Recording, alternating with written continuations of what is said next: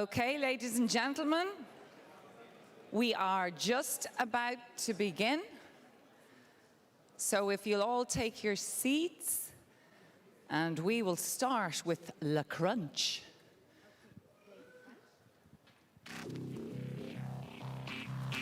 Okay, let's go. Okay, I want to hear some noise. I want to hear some clapping. What do we got? Woohoo, woohoo! Yes, yes, yes, woohoo! Come on. ZeroCon Awards 2023. Woo! Come on. I want the energy in the room. Yoo-hoo! Louder. Louder. Woo!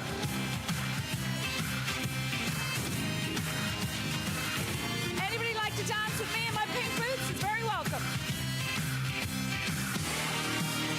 And ready, steady, stop the music. Whew. How are we all? Woo, woo, woo. Can I just say, awardees in the house, congratulations. A massive big round of applause to our awardees.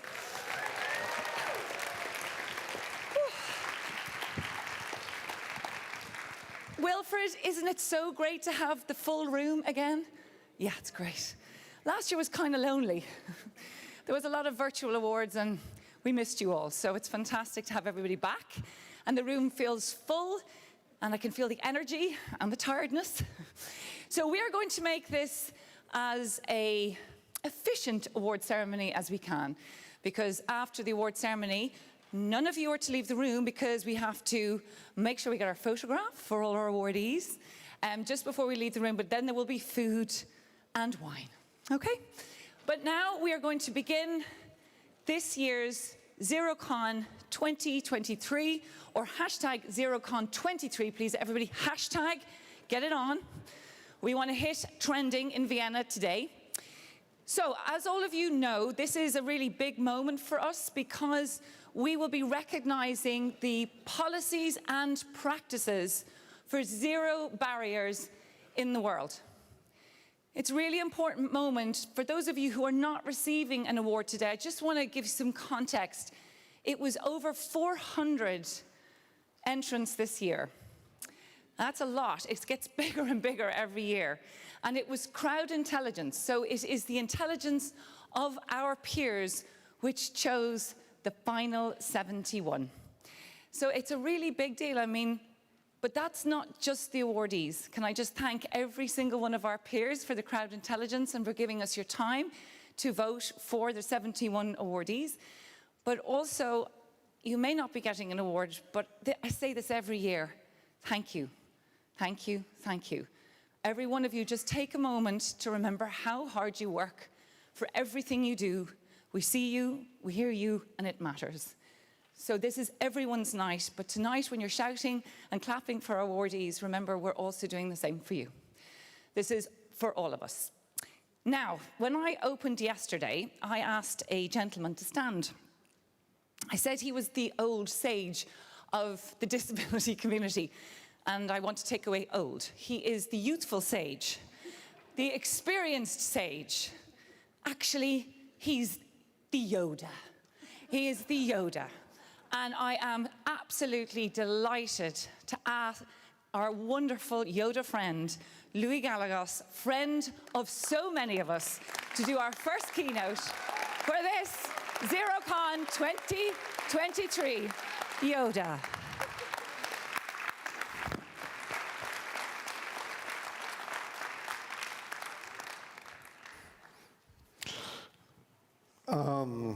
Let me tell you that I had a written speech for today. A very tailored, very diplomatic, very professional speech. But yesterday, I had an epiphany. I was sitting in the third or fourth row there with my wife, Fabiola, who was with me tonight, and Caroline mentioned me explicitly. I have thanked her every time I met her during these 2 days because it was an extraordinary moment in my life, and I which I would like to share with you. 20 years ago, I was asked by the Latin American group in New York, when I was ambassador, a permanent representative of Ecuador to the United Nations in New York, to preside the working group that was to analyze the possibility of elaborating a convention for the rights of persons with disabilities. And I had an enormous opportunity that I recognized immediately. But as any Ecuadorian mission in the world, it was a small embassy, and I asked my peers if we could do a negotiation of a convention, which is a complicated matter of negotiating with 193 countries, where you have different cultures, different beliefs, different religions, different customs. And disability was something that was not even on the agenda of the International Millennium Objectives. But I went home that night, and my wife, Fabiola, and I spoke about this, which was, they were asking me to chair a disability negotiation, and she told me, you know, who can be against disability? It's politically incorrect. And you should accept this, because this is important. At the time, the tabulation was 670 million. Now we have gotten to 1.3 billion. So I accepted. I never thought I would run into so much opposition. Many of the countries that are sitting here tonight opposed the Convention for Persons with Disabilities. So it took a lot of professional diplomatic work, not only in New York, but in the capitals of the world, to get an agreement by consensus of a convention that I think has been the most successful human rights convention of the United Nations. Not only because it's signed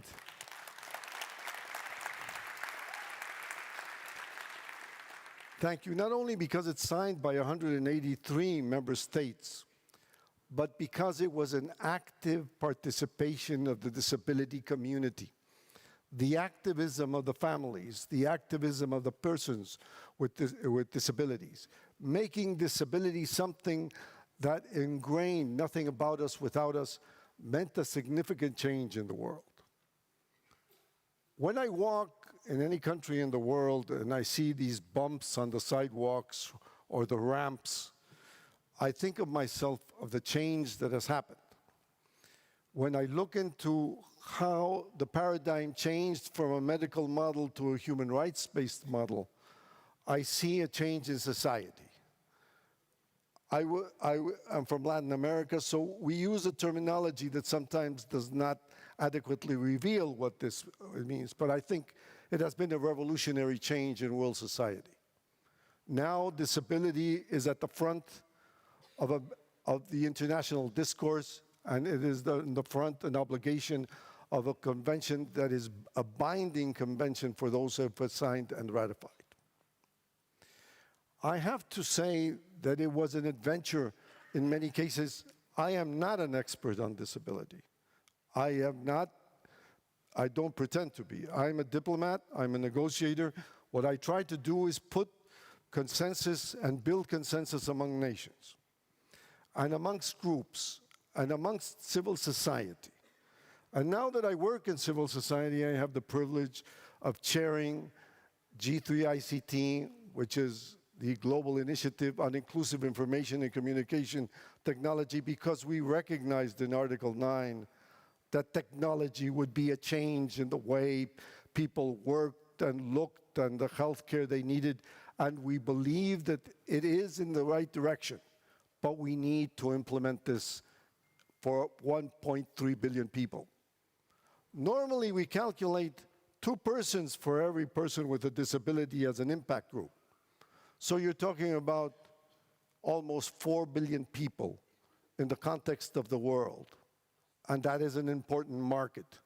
And that is a reasonable ask for the companies of the world to have accessible merchandise, to have accessible housing, to have accessible work. We are looking at a paradigm change in world society. I also have another issue which I will bring to your attention. As I am aging, after the pandemic, I decided to begin a work of convincing the need for a UN Convention on Aging. Because you're either born with a disability or you acquire it during your life by whatever circumstance, by accident, by sickness, by war, as we are testifying in Ukraine, or by natural accidents or earthquakes like we have in Turkey. But as we age, we will have some type of disability. The interlinkage between the two, the capability of learning one from the other, the capability of enforcing this capability of human rights is extremely important. We are 1 billion people who are aging, and we will be 2 billion by the year 2050, which is 27 years from now. When we are in this circumstance, we are more aging than children being born. There, you have an enormous challenge for world societies. But I will end by saying that I have to render a tribute to Zero Project. I have been in many of the conferences during these last 10 years. And the relevance that we have today of more than 1,000 people in Vienna after the pandemic, and thousands more on the internet, is a testimony to the work of the Essl Foundation and the team of Zero Project, in which I would like to ratify my admiration and the significance of this event. To those who have won awards and those who have been listed as awardees and maybe will win the next time, treasure this moment because it is an example for all of us. I would like to congratulate you, and again, thank you for this opportunity, which is for me, thanks to Carolyn and her expression and epiphany of what we have managed to do in these last 20 years and what we will do in the next 20 years. Thank you. Thank you, Yoda.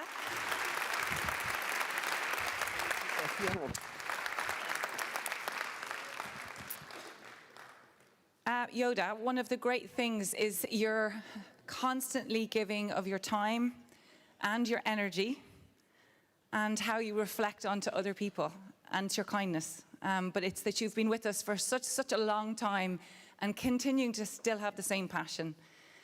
And time is a very, very valuable thing for all of us. Actually, the thing we don't have enough of is time. So I'm going to do something cheeky that is not on the script, if you don't mind. Well, you know me, I will anyway. We have one minister in the room tonight, and I am very proud. It is an Irish minister. And it is Minister Rabbit, who I'm going to ask to stand. Minister Rabbit, please stand, because this is about you giving your time in action to stand here, to recognize an Irish awardee to be in this conference. I'm really proud. And can I say, doesn't she have a beautiful pink jacket? That matches my boots so very well. Now, it is to this moment of the first awardees, and as you come up, please, for just a moment, give yourself credit. Take it in. Take in all the work and all the hardships and all the successes and all the failures and all the parts that brought you here. This is from us to say thank you. So our first 20, I hand over to my gentlemen associates.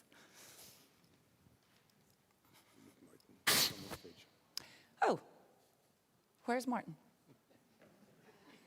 Okay, so Martin's not coming on stage. Hi. Okay, shall we start with or we wait for Martin? Or, I mean, I can sing. Would you like me to sing? No, I wouldn't like me to sing. Oh, here he is. Martin Essl, I'm visually impaired. Where are you? Please come. Dear Martin.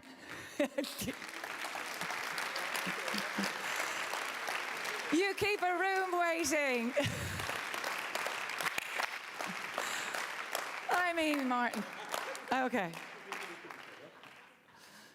Okay. So our first 20, you keep the expectation and the anxiety and excitement in the room. Herr Naske.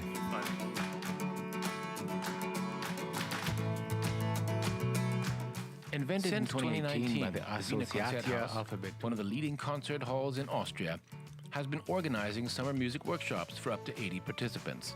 The program is supervised by professional music educators and is free of charge.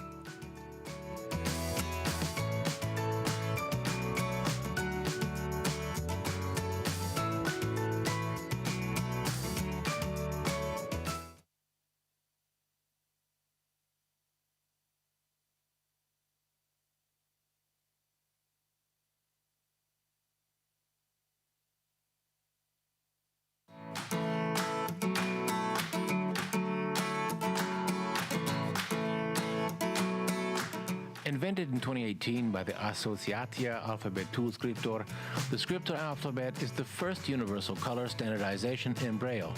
Only 2 dot combinations are needed to distinguish 10 colors and degrees of brightness.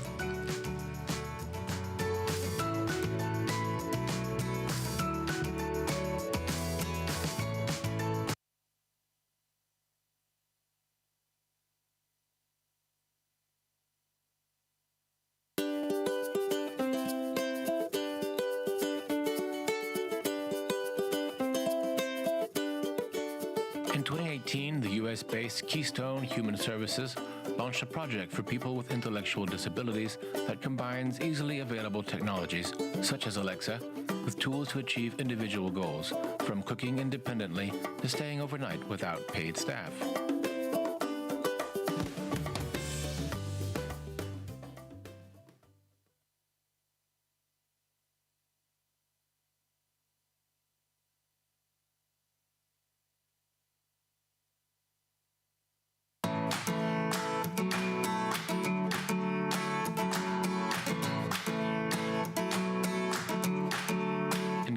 Is a political leadership training course for young people with disabilities. The program was developed in 2018 by the US-based International Foundation for Electoral Systems and implemented by local partners in 6 countries through 2022.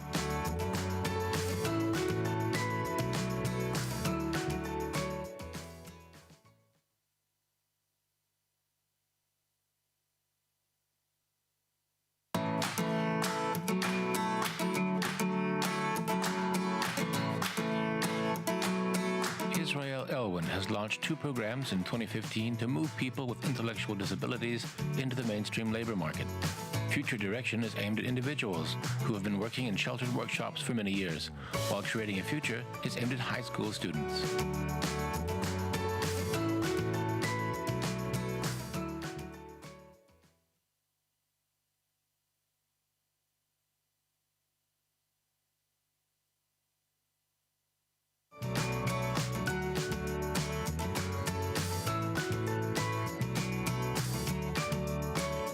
In 2017, Sightsavers developed a program with partners in Senegal and Cameroon that successfully promotes political participation of people with disabilities while sensitizing electoral authorities to inclusive policymaking.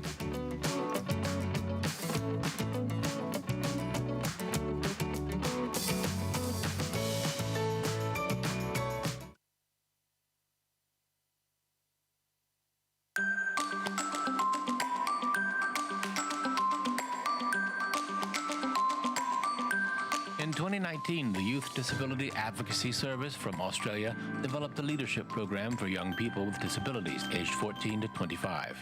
By 2022, there are 120 graduates. The program has already been licensed to other organizations.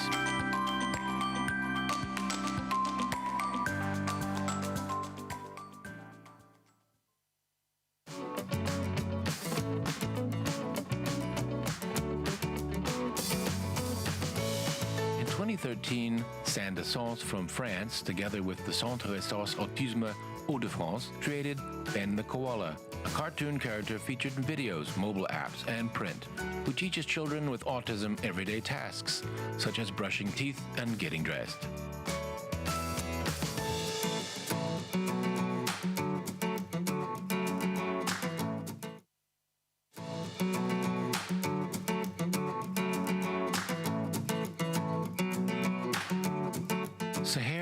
Community Mental Health and Inclusion is a program of the Indian Bapu Trust designed to promote independent living for people with psychosocial disabilities residing in slums. In 2022, the model was implemented in additional Indian states.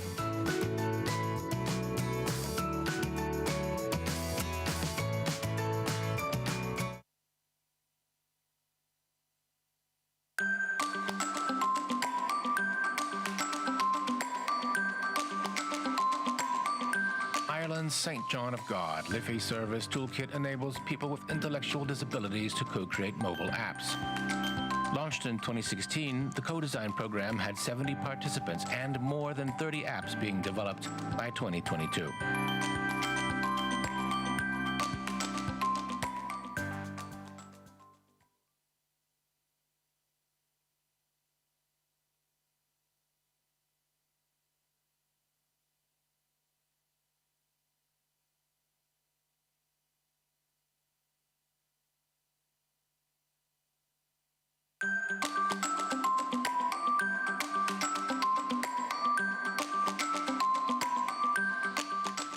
Since 2017, Capito Mecklenburg-Vorpommern in Germany has trained around 1,000 participants as editors, political representatives, and experts in accessible information.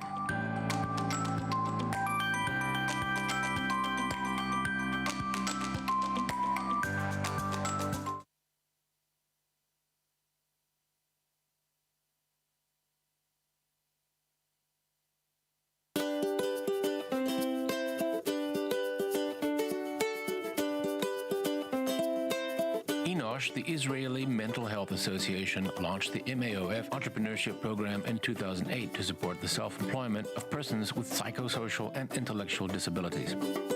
The program has resulted in 433 businesses by 2022.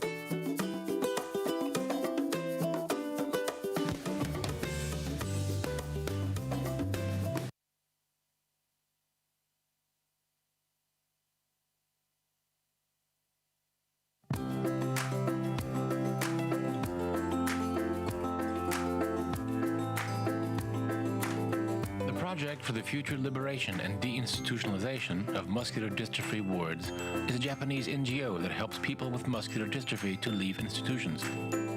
Since 2019, it has helped 10 people find a new life in the community.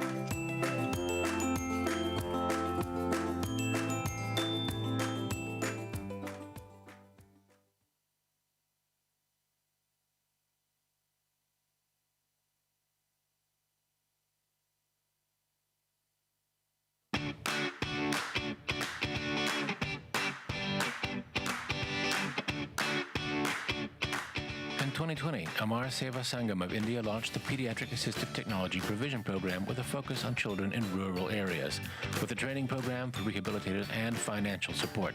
It is expected to provide about 1,000 assistive devices by the end of 2022.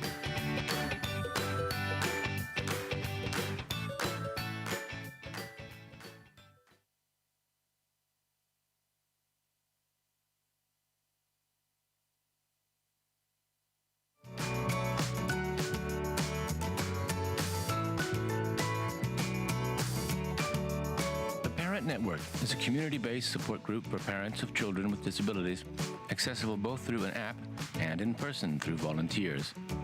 Launched in 2020 by Shunakip Social Enterprise from South Africa, it already had some 1,000 participants in 2022.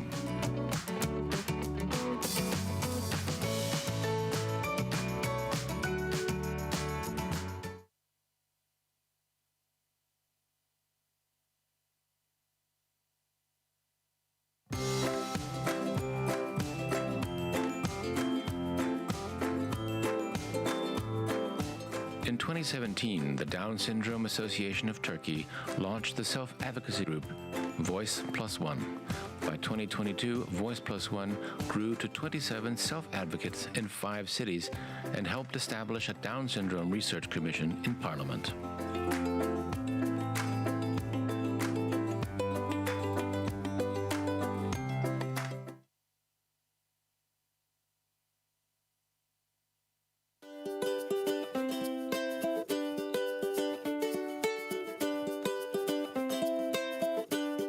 Access to Theater is a free, inclusive arts program designed to help young people develop artistic and communication skills. Developed in 1994 by Partners for Youth with Disabilities in the United States, the 4-week program has about 65 participants each year.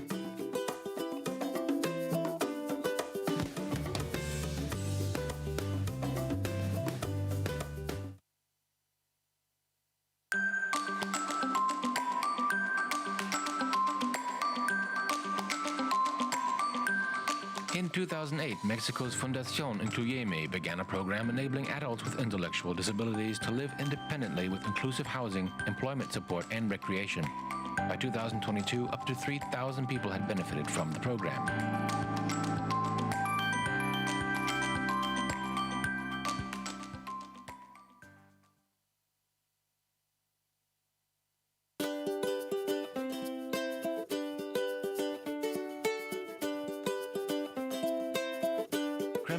From Israel initiated the Paving the Way to Independent Life program in 2002 to help people with disabilities develop soft and life skills.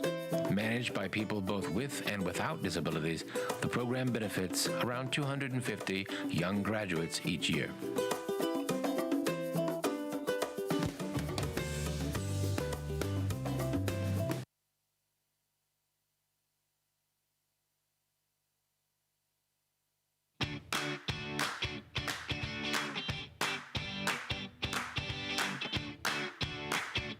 Citizen Voice in Action is a World Vision initiative to improve services such as healthcare and education at the local level by empowering people with disabilities. By 2022, the model had been implemented in more than 50 countries.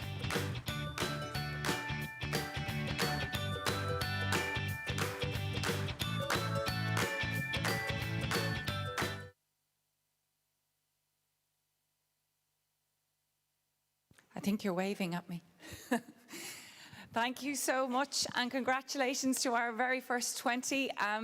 Huge, I mean, it's huge to see the variety, and that's what the power, I guess, of this extraordinary family is, and joining all of those dots together to create a world where everyone is treated equally. Now, I'm going to read you out the title of our next keynote speaker, but I'm going to say something else. So, it's Sarah Herrlinger, and this is her title. Sarah Herrlinger, Senior Director, Global Accessibility Policy Initiatives at Apple. That doesn't say anything. I mean, it's brilliant and all. Sarah has been leading in this space as a woman for 17 years. When accessibility wasn't something that everybody spoke about, she has fought and cajoled and hustled and led like no other. In a way, she's like our queen of accessibility. But she is also a very dear friend to all of us and an incredibly good person. And she has flown all the way over from the west coast of America. Please, a massive round of applause for Sarah Herrlinger.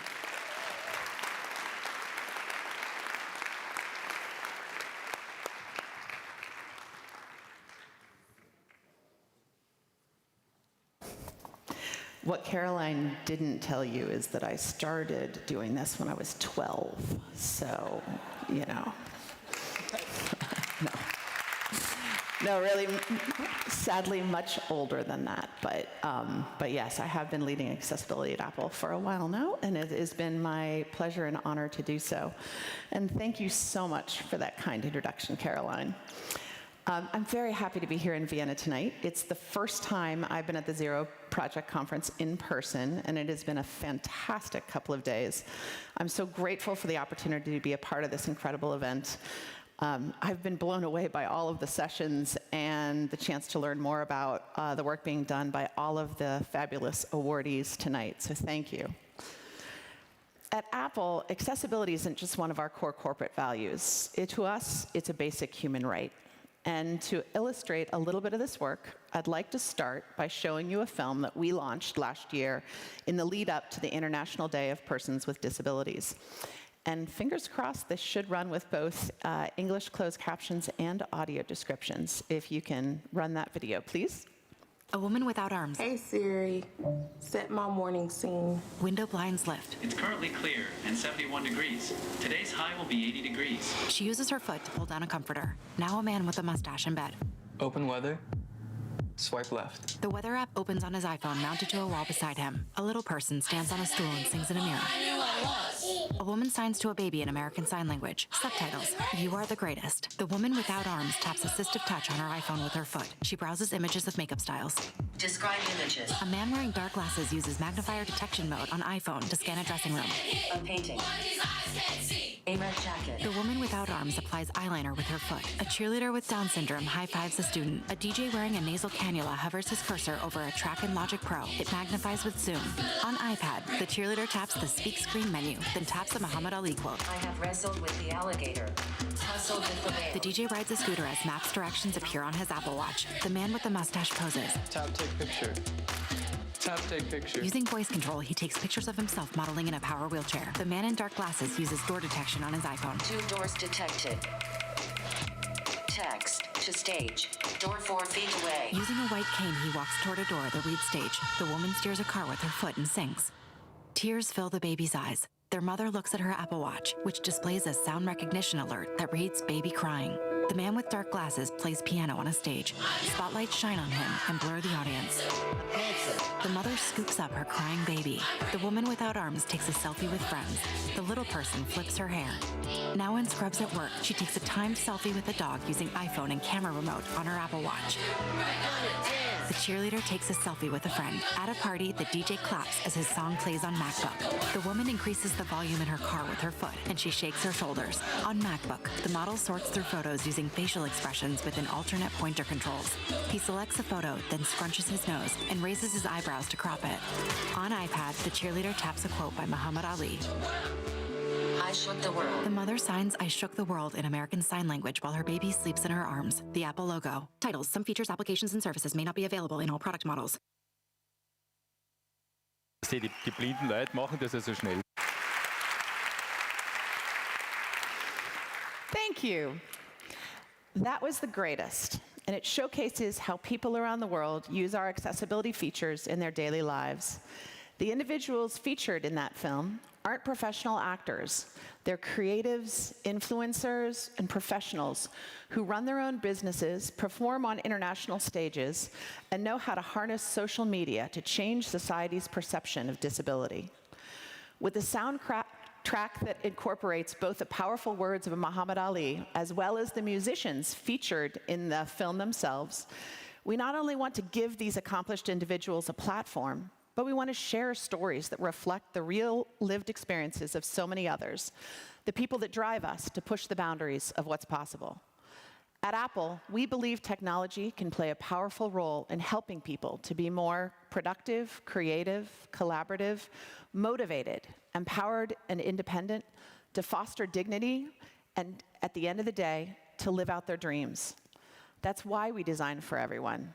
But what does that really mean? It means designing products with the idea that each of us is different. Products that meet people where they are. Products that are broadly intuitive and easy to personalize. It means constantly acknowledging the diversity and nuance of the human experience. And that's why our commitment to accessibility can be seen everywhere at Apple, whether it's in the workplace, our retail stores, our services, and of course our products. Accessibility features are integrated into the entire Apple experience. And it's been that way since the beginning. Apple created its first Office of Disability in 1985, 5 years before the Americans with Disabilities Act was made law in the US. And since then, we've worked to effect real change in the field and introduce innovations that change people's lives. Innovations like touchscreens that are accessible to the blind community, or a touchscreen you don't have to touch at all, built into the operating system and ready to go out of the box. We were the first to make a Bluetooth connection to a hearing aid with a made-for-iPhone standard that's now used across hundreds of models of hearing aids around the world. Our approach to accessibility is unique because at Apple, it's not about checking boxes or maintaining compliance, but innovating along the continuum of the human experience. This means acknowledging the wide spectrum of vision, of hearing, of physical movement, of neurodiversity, and of ways to communicate.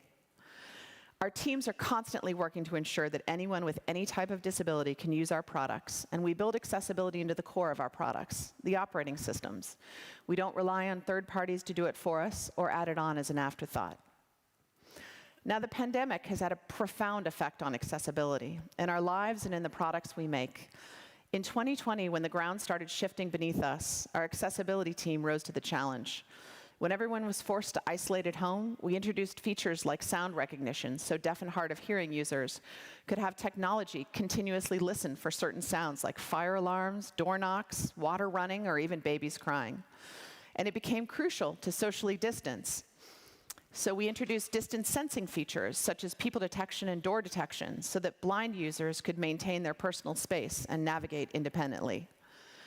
Our teams did this by using the best and most cutting-edge technology that Apple has to offer. The power of things like Apple LiDAR scanners and machine learning algorithms.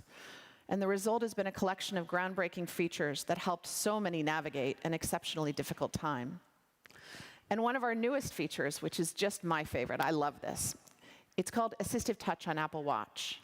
And Assistive Touch was designed to give users with upper body limb differences the option to perform activities across watchOS using hand gestures such as like clenching a fist or pinching their fingers instead of tapping on the Apple Watch display.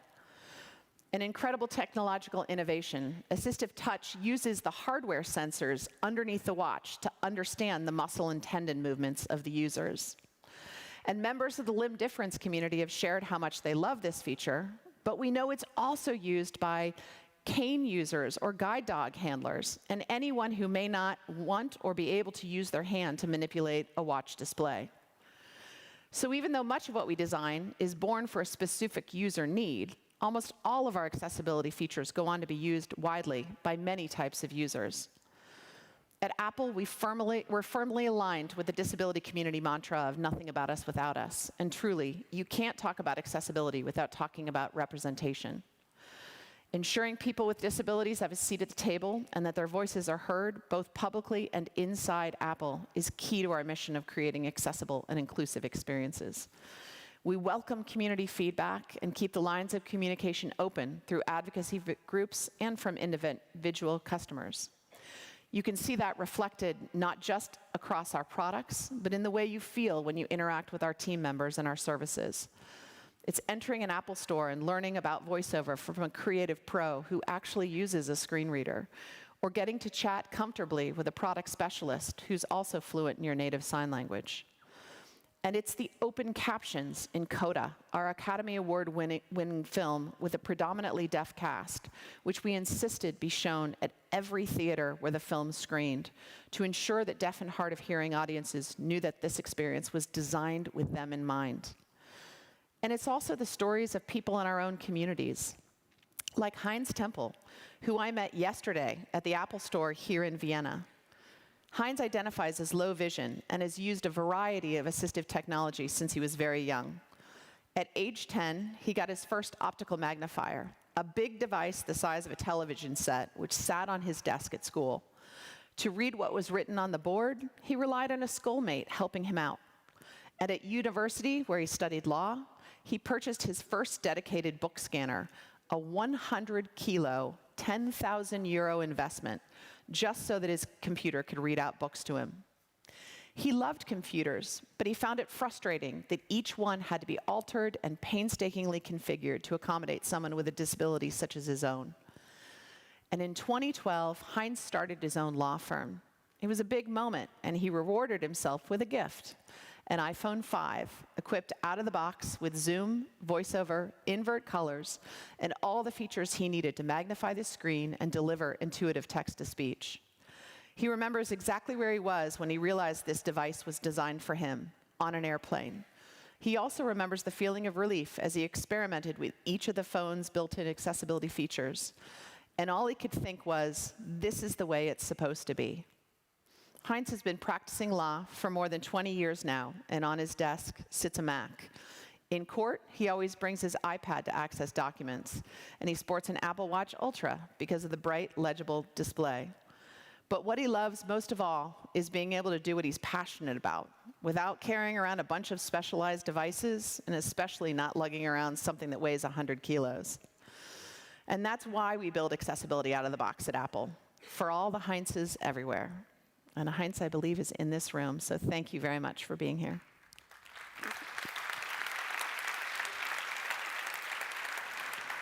So as you can see, at Apple, accessibility really is fundamental to how we run our company and everything we build and share with the world. So when we say design technology for everyone, we mean everyone. I began my career at Apple in education, and I'll admit I didn't walk in knowing what every single user might want or need from an Apple product. But if Apple products were going to work in schools, and in special education, as it was called at that time, they had to work for everyone. And the more I focused on accessibility, the more I started to see that aha moment, when a student realized that this was technology that was designed with them in mind. After that, they were off to the races. I realized just how phenomenal accessibility work could be.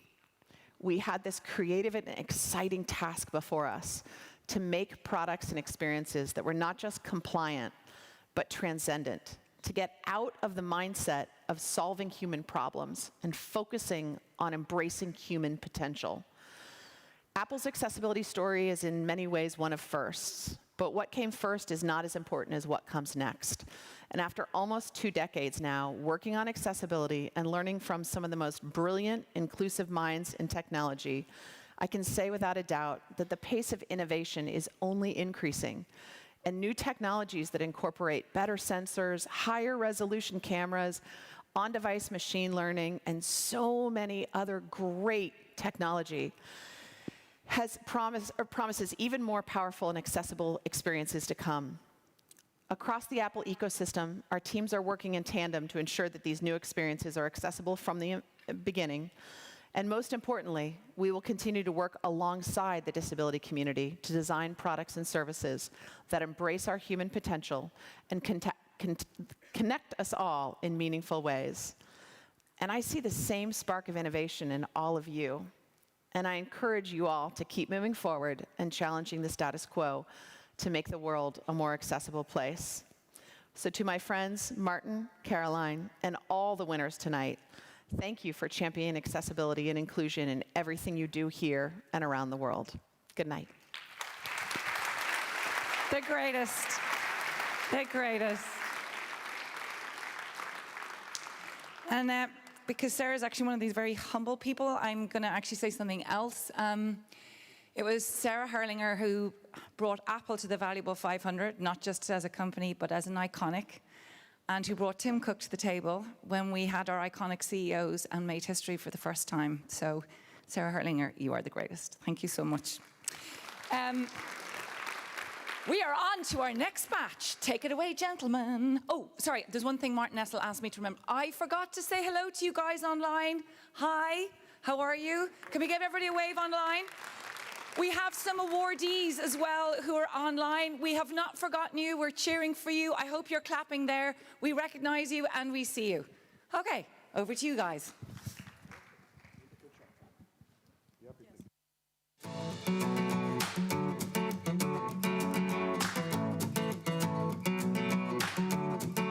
US-based living arrangements for the developmentally disabled introduced Smart Living in 2017, which combines personal care with smart home technologies and virtual support. Smart Living aims to reduce in-person staff. It has helped more than 50 people to date.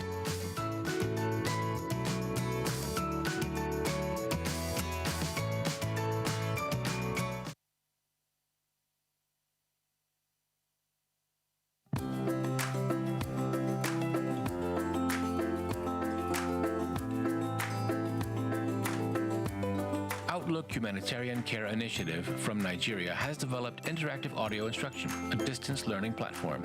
It is aimed particularly at women, young people, and children both with and without disabilities.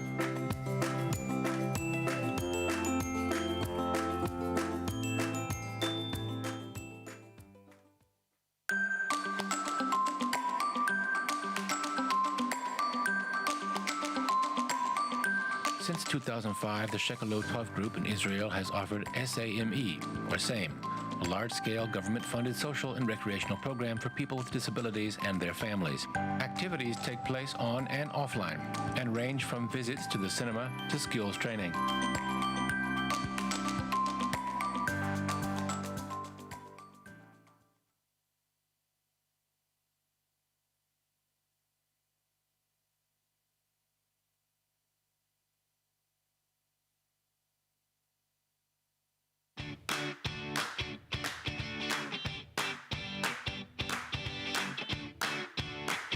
Developed in 2019 by Rincon Family Services, the living room is a non-clinical, safe space providing recovery support to people experiencing psychological crisis. The number of guests increased to 1,000 by mid-2022, and the model has been adopted across the state of Illinois.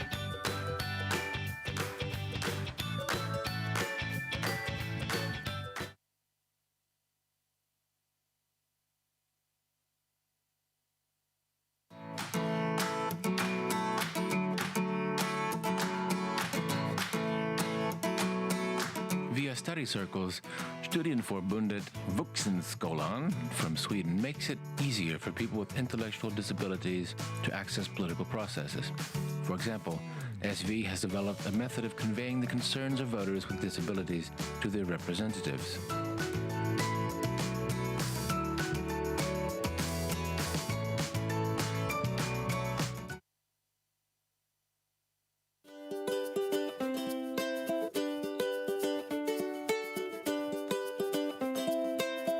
Disability Voices Against Rape is a program of the Lilian Debo Association in Cameroon for women and girls with disabilities affected by sexual violence. The program provides direct support and raises public awareness. In 2022, the program had about 1,000 direct beneficiaries.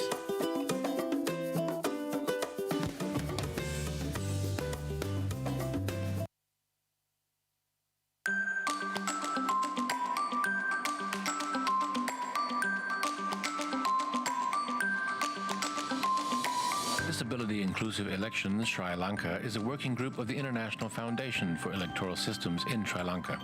In collaboration with the National Election Commission, it works for electoral inclusion of persons with disabilities.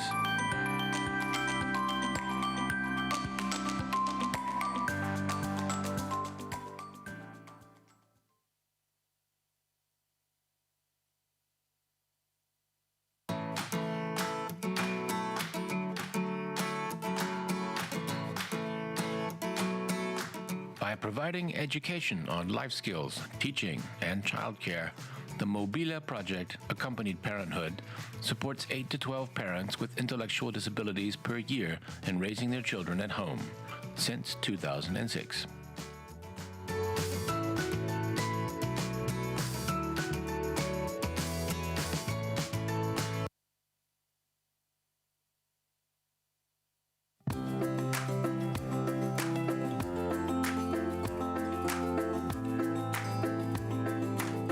Hotel in Austria, a medium-sized seminar hotel, was opened by ProMente in 2008.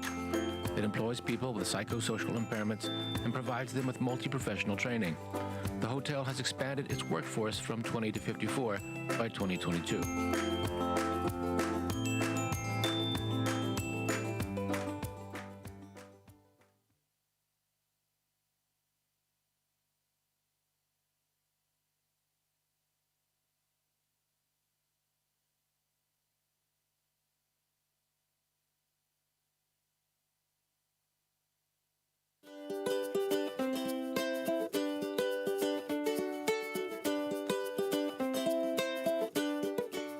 The Music Workshop is a project operating within Milan Petrovic, a boarding school and daycare center for youth with disabilities in Novi Sad, Serbia.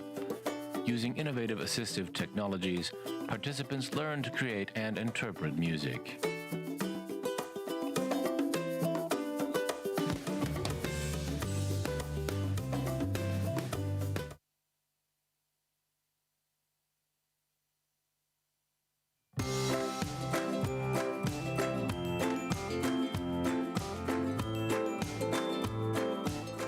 Since 2017, the National Self-Advocacy in Uganda has been assisting people with psychosocial disabilities with Support My Choice, a program that enables participants to live independently, benefiting 150 people to date.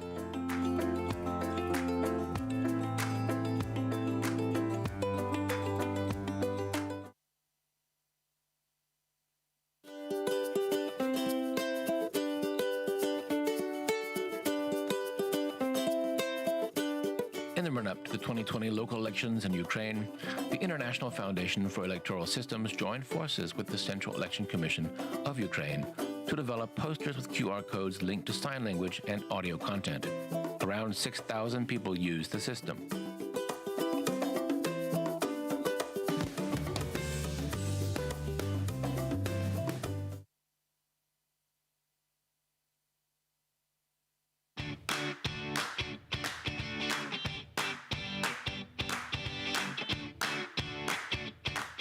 The Tower of David Museum, an ancient citadel in Jerusalem, Israel, has developed a trailblazing, stress-free model of accessibility and inclusivity. It is the role model for the country's Museum Accessibility Forum.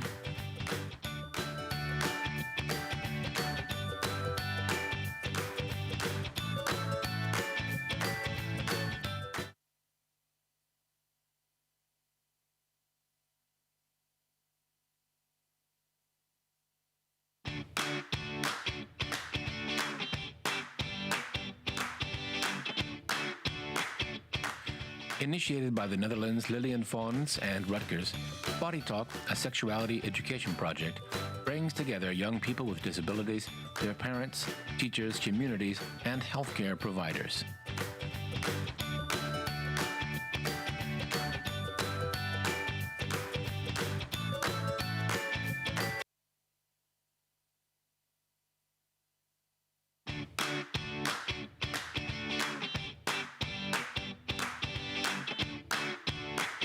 In 2011, the Instituto Joe Clemente in Sao Paulo, Brazil, initiated the Self-Defense Project to empower people with intellectual disabilities to become autonomous self-advocates. Since 2015, the Self-Advocates Group has had a seat in the Sao Paulo City Council, and in 2022, the group had 30 members.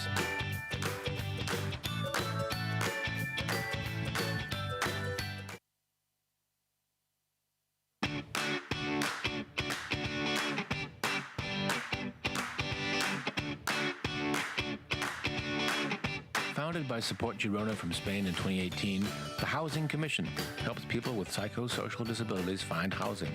By 2022, the Individualized and Autonomy Supportive Program helped more than 50 people find new homes.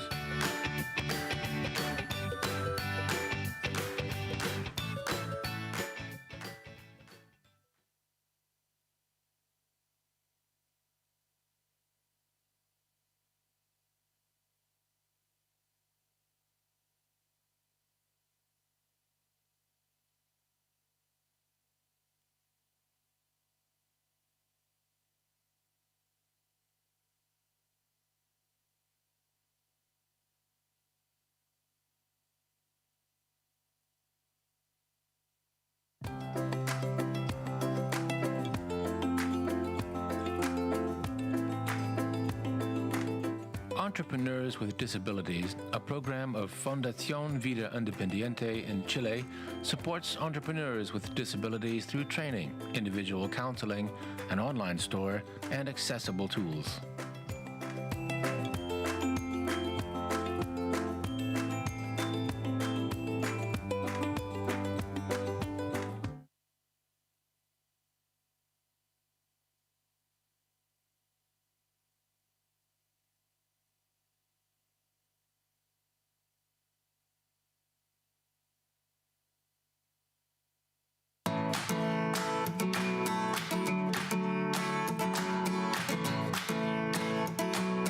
In 2019, the Turkish Association of the Deaf launched an interactive video app aimed at children with hearing disabilities that functions like an audio-visual library.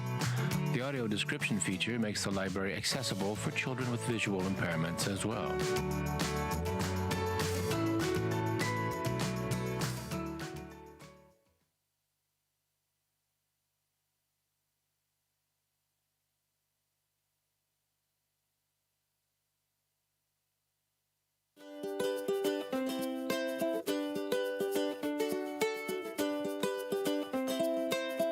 Just Ordinary Love is a free program that addresses issues around sex and sexuality through online workshops and one-on-one consultations with qualified sexuality counselors. Initiated in 2018 by the Disabled People's Association in Singapore, it had more than 300 participants by 2022.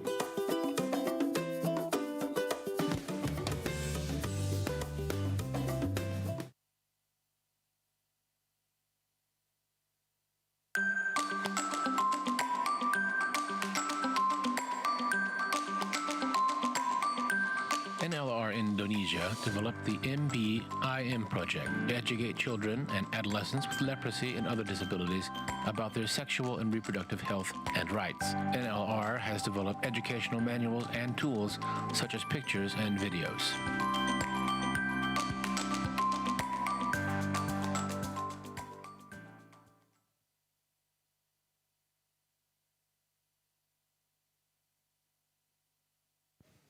Okay, so that completes our second batch. How's everybody doing? We good? Oh, you are great, all of you. You are so good. All the clapping, it's fantastic. Thank you so much. Okay, so there's very little more I can say about our next keynote speaker because he is the head of this global family with his fierce big heart, his never-ending ambition to grow this, to make it bigger, his consistent and constant commitment to our dear friend, head of it all, Martin Essl. Where are you again? Have you disappeared? Can we give a big round of applause to the man who has made all this happen as I'm waiting for the podium to come in for Martin. Here we go to Martin. Now, I just want to say, before I let Martin take his podium, come on in, gentlemen and ladies. Just so you know, since 2013, we've been doing these awards for policies and practices. 820. That's what you're making up today. 820 from around the world. That is absolutely extraordinary. So, Martin, thank you so much. Really look forward to hearing what you have to say. Thank you, Caroline, for this warm welcome. Ladies and gentlemen, dear excellencies, dear ambassadors, dear Zero Project family. From Albania to Vietnam, we have 1,241 attendees from 80 countries in this beautiful Zero Project conference in the premises of the United Nations. Isn't it wonderful?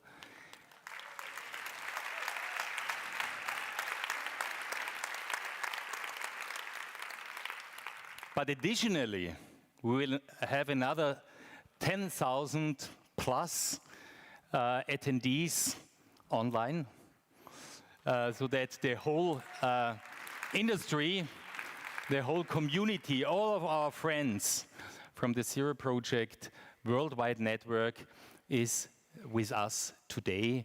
And I want to raise my hand and say thank you for being with us, even as you are not in Vienna. To those joining us online together, a very warm welcome here. You are all part of the Zero Project family. You may not realize it, but you all play a role in our work, and you have all made this moment, the Zero Project Award Ceremony 2023, happen tonight. Every hour you give for peer review. Every post you like, comment or share. Every database entry on ours you highlight in reports. Every person you connect with our event. And all these moments shape the global Zero Project network that help us identify innovative and inclusive solutions around the world. Quite frankly, without this network and its energy, the Zero Project could pack up its bag and go home. The Zero Project and its research process is truly community-driven and shaped by persons with disabilities. The Zero project is merely a conduit, a conveyor, an entity that holds space for persons with disabilities through which they can share their innovative and impactful work.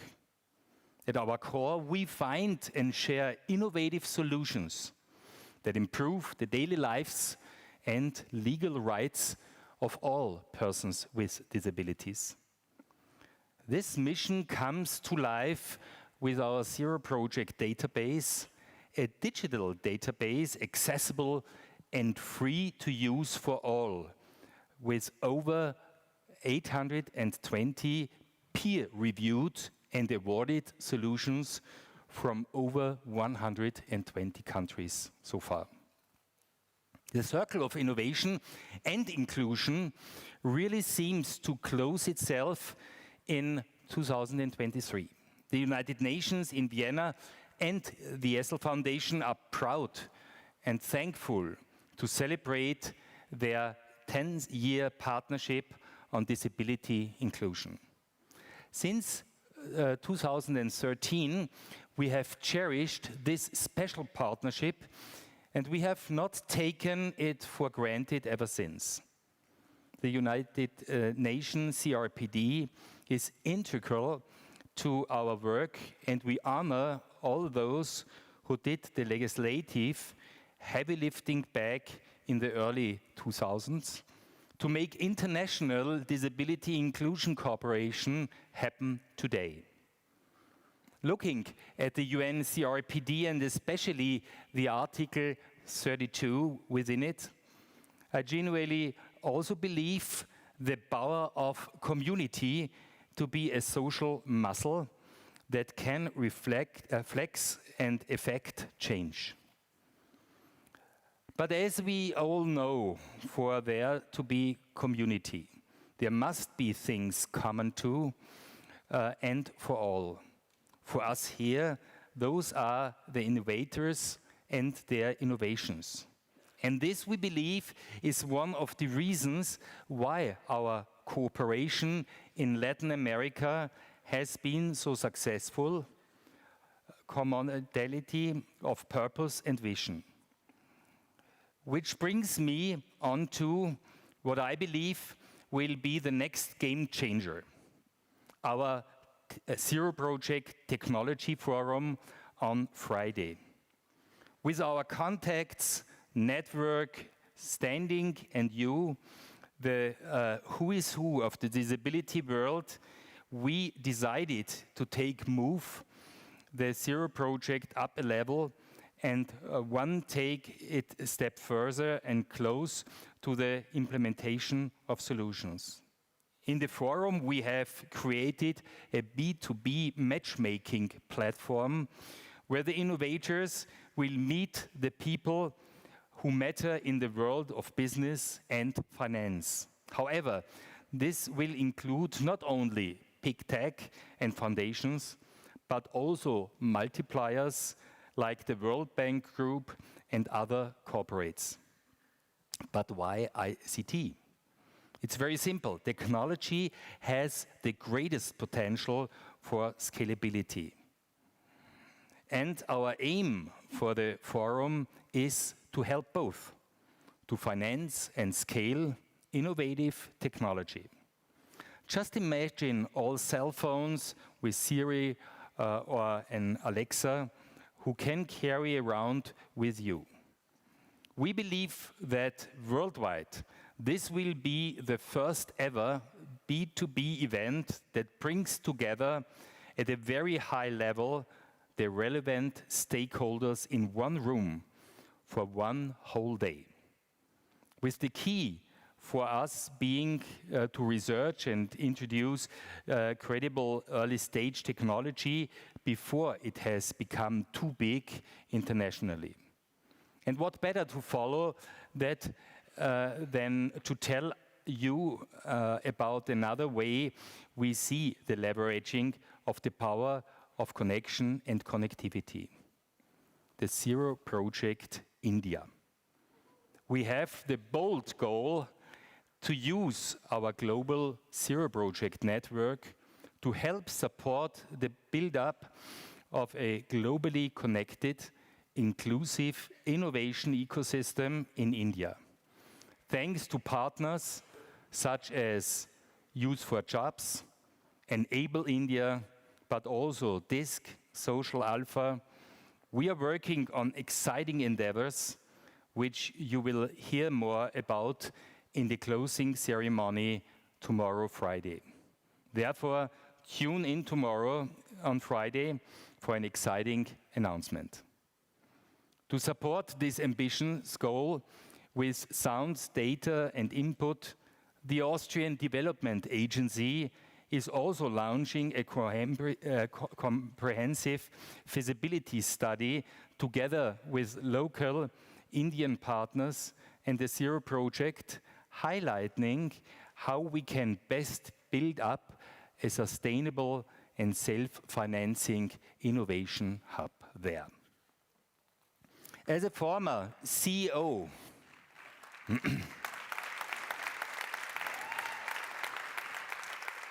this applause obviously belongs to all our Indian friends who are here today and also on the screen. I think that much more than this big group here is looking to us and is very ambitious also to help us and support us. Thank you so much.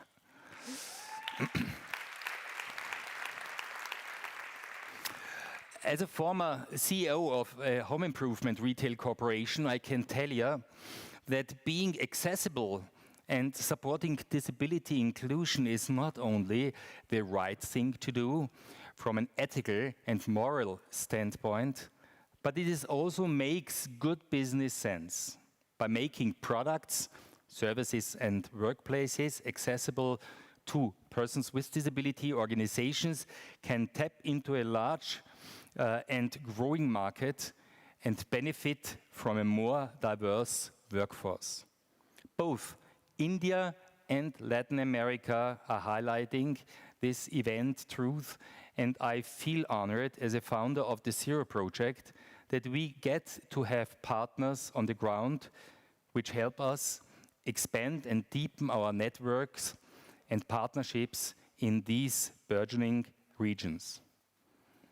Technology, without a doubt, enriches our life. Steve Jobs himself once referred to the computer as a remarkable tool. It's the equivalent of a bicycle for the minds. Steve Jobs, however, would also be the first to remind you of the aesthetical beauty of the surrounding and the reward that is the journey to live itself. I have been fortunate enough myself to be involved in the fields of the arts for many decades, be it as a contemporary art collector or art benefactor. The arts are a lifeline for us all, and as such, they should be open and accessible to us all. It's a simple but powerful premise by which I live and for which I invest my time and resources, among others. Many of you have perhaps met Jana Danilovic these past days at our conference, as she, as a Serbian graffiti artist, created the first ever art piece of inclusive street art to be made within any United Nations buildings. What you got see was inclusion come together in real time, as Jana sprayed away and created her art piece. A 3D printer ensured that her artwork was captured in detail and tactile topography on a board that is complemented with Braille descriptions and, of course, a QR code. I would like to thank Street Art Belgrade for sharing this inclusive art practice with us and for highlighting to us how persons with disabilities were involved in the process. Thus, persons with and without disabilities can see and feel street art come to life and can feel the depth and structure of the artist and her artistic being and feeling that are projected into 3 wooden tablets. I would like to take this sentiment of feeling and being and close out my speech on a contrary note to the global innovation community. As innovators, we tend to want to eradicate problems.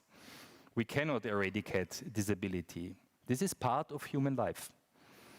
This is part of the beautiful canvas that is life, full of colors, poetry, and emotions.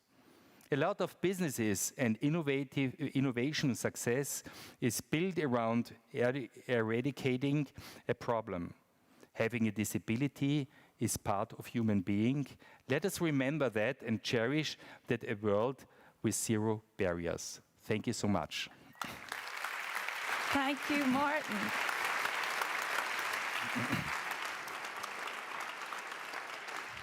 Legend, absolute legend. Okay, we have our next group of awardees. Get ready to rock and roll.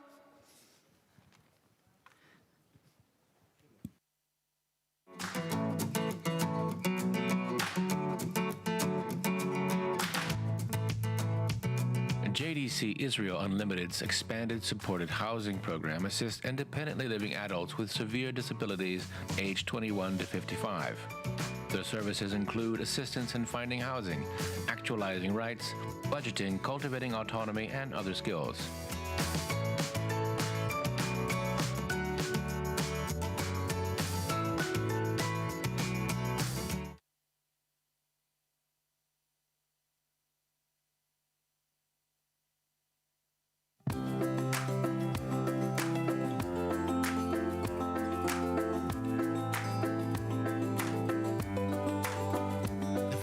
Of Portuguese Cerebral Palsy Associations, together with IBM and Softinza, has developed a voting system that enables independent and secret voting for everyone, including people with motor, sensory, and intellectual disabilities.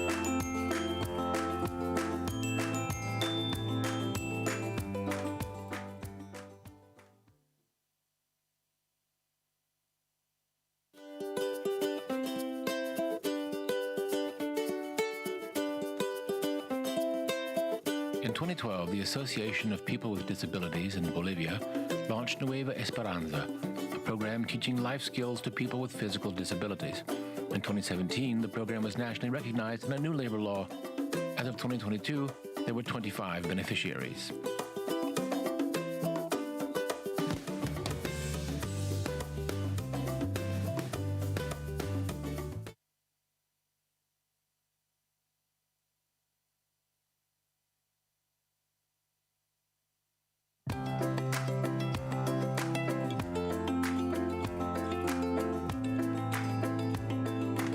Shapiro and Israel Elwin, both from Israel, launched an advocacy and leadership program for people with intellectual disabilities in 2011.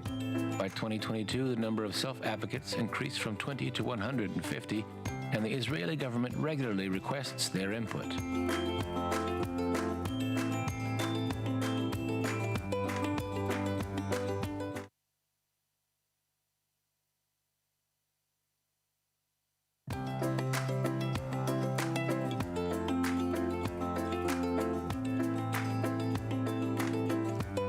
Space by Support Girona, Spain, is a community-based service for people with psychosocial disabilities.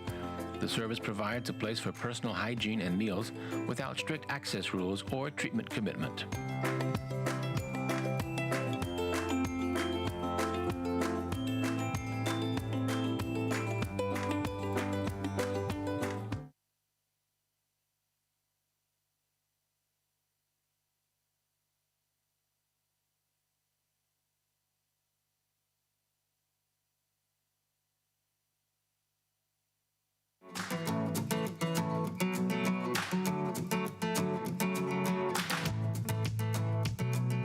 National Science and Technology Center for Disaster Reduction in Taiwan, with the help of various stakeholders, published a handbook on disaster preparedness for people with disabilities.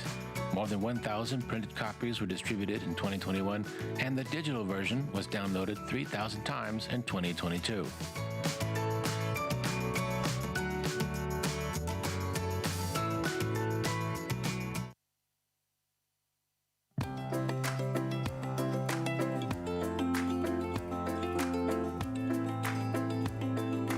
In 2020, the municipality of Cerro Navia in Santiago, Chile, launched Plan 80, a monitoring, follow-up, and support program for persons aged over 80.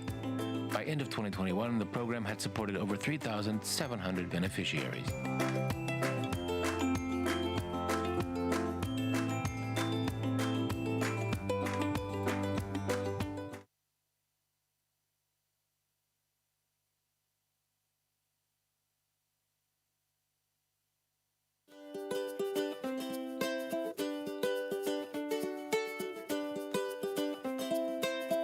The law for the promotion of personal autonomy of persons with disabilities, approved in Costa Rica in 2016, provides the right to a personal assistant.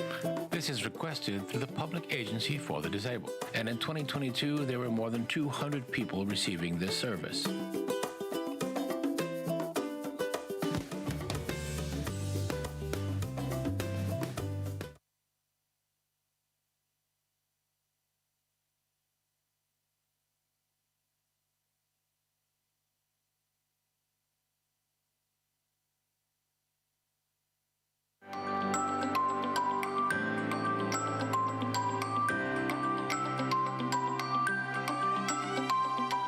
In the run-up to the 2015 elections in Burkina Faso, Light for the World helped make political participation easier for persons with disabilities. Achievements included an inclusive election guide, ballots in Braille, and equal employment in legislative bodies.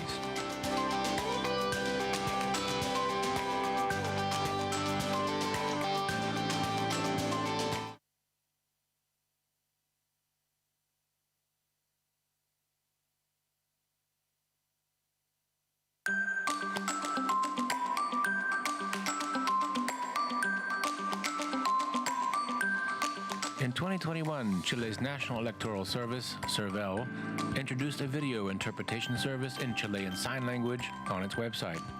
340 people used this service in the same year.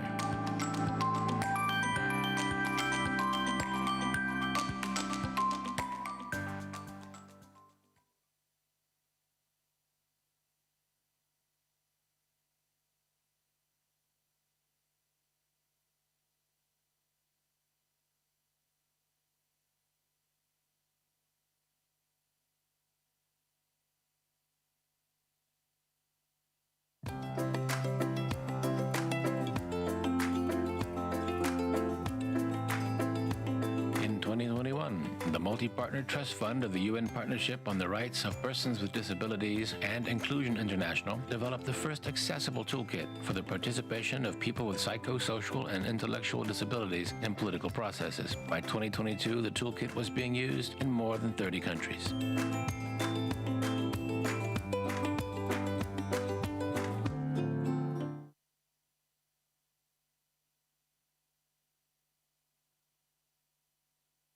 So I imagine those tummies are starting to rumble. I certainly could eat.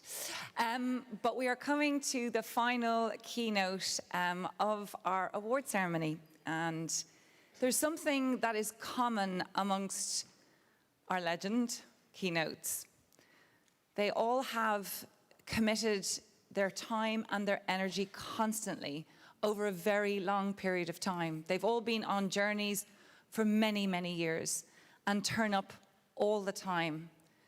And their conviction and their passion is real and deep, and it is very, very evident.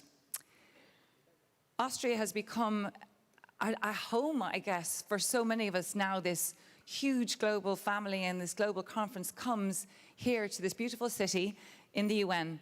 And not only is it the Zero conference itself, which is extraordinary, but we see the accessibility of the Parliament. And also we have a backbone of incredible, inclusive CEOs and businesses in this country. So it is my absolute honor to bring on now Robert Zadrazil, who is the CEO of Unicredit Bank Austria. And can I just tell you, this man had quite a severe accident 2 weeks ago, so we're very, very lucky to have him. But that is the grit that I have seen amongst leaders like him. But also, I'd like to acknowledge that he was the very first CEO in Austria to become part of the Valuable 500. Can you please give a very warm round of applause to Robert Zadrazil?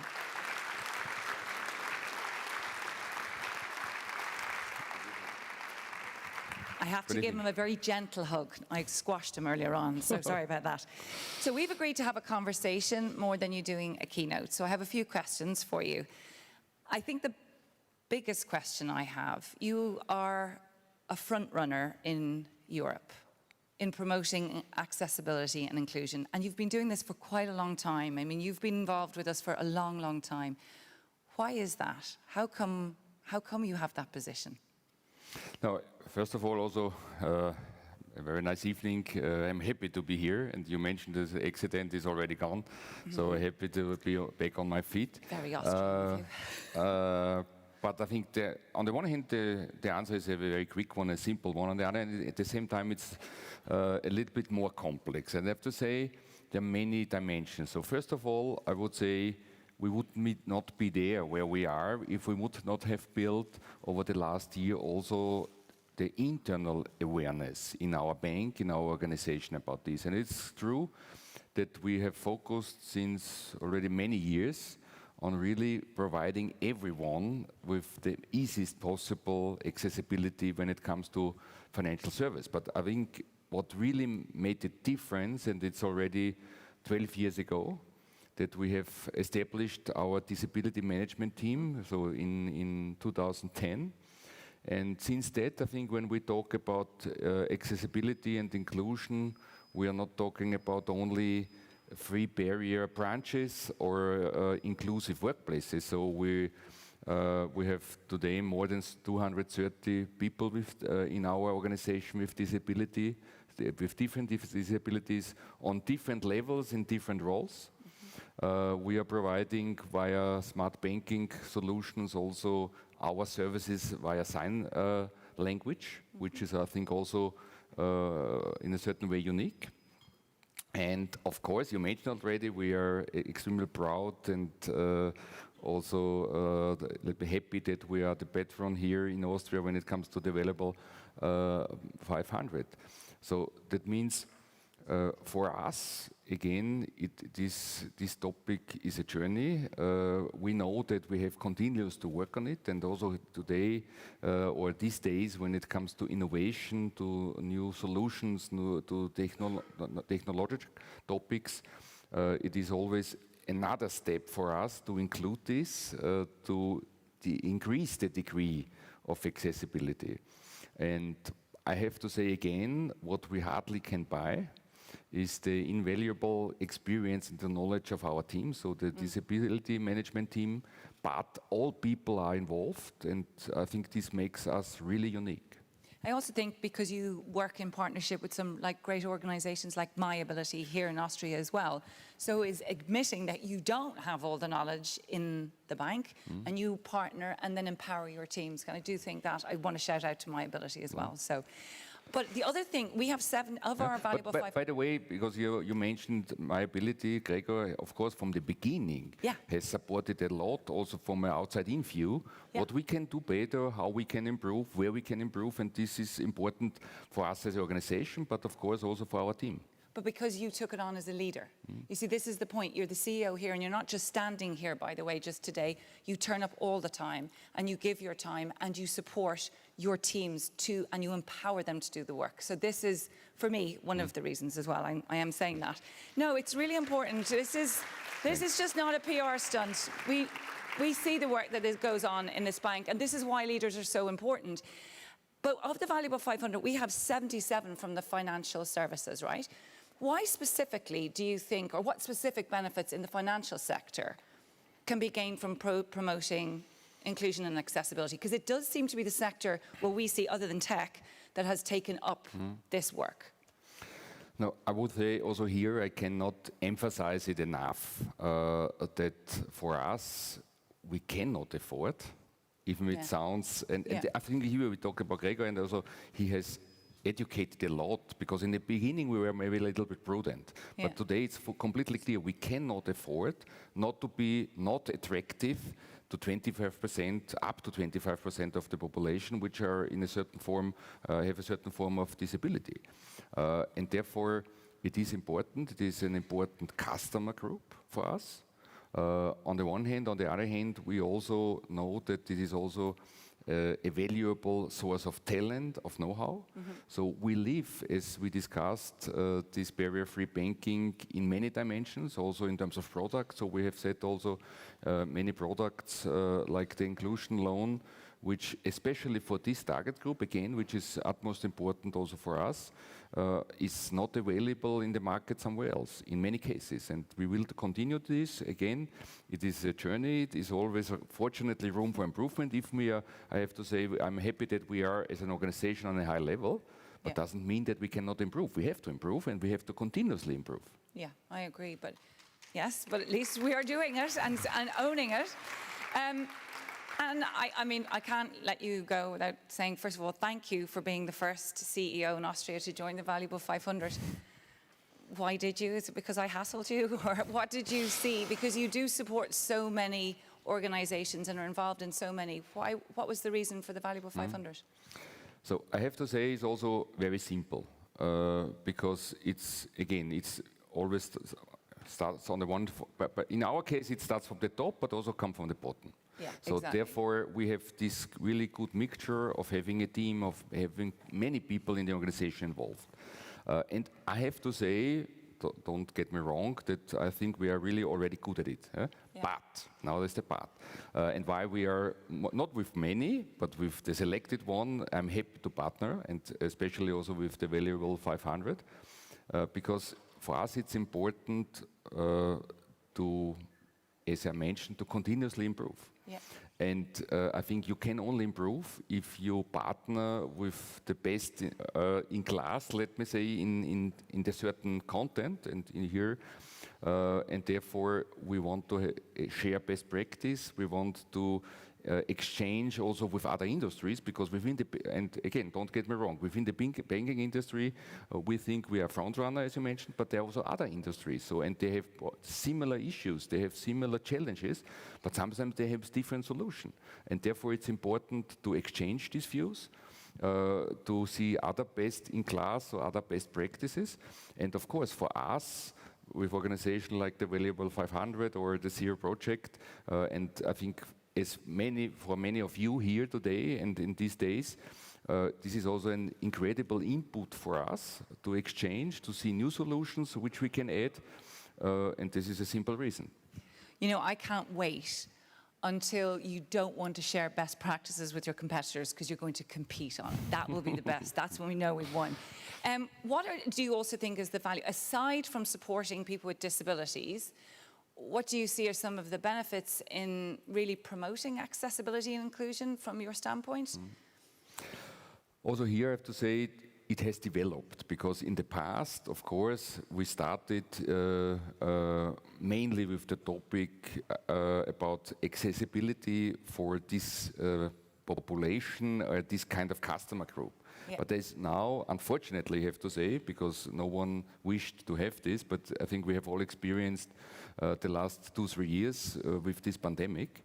And there's a very pragmatic and simple answer. All what we have invested in the last years about accessibility, that means physical accessibility in terms of branches, but especially when it comes to digitalization, let me say the benefit was at that time when we all have to sit at home, unfortunately, was not only for this kind of customers, what was extremely valuable for all of our customers.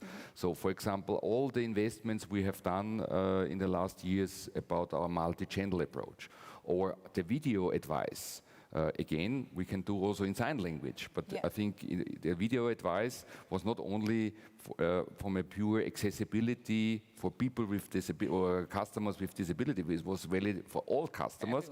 And we know also the growing, let me say, senior population, and therefore also in this time, many of our customers have learned that it might make sense, a lot of sense, that of course we are happy that they come in our branches and they will continue to be barrier-free.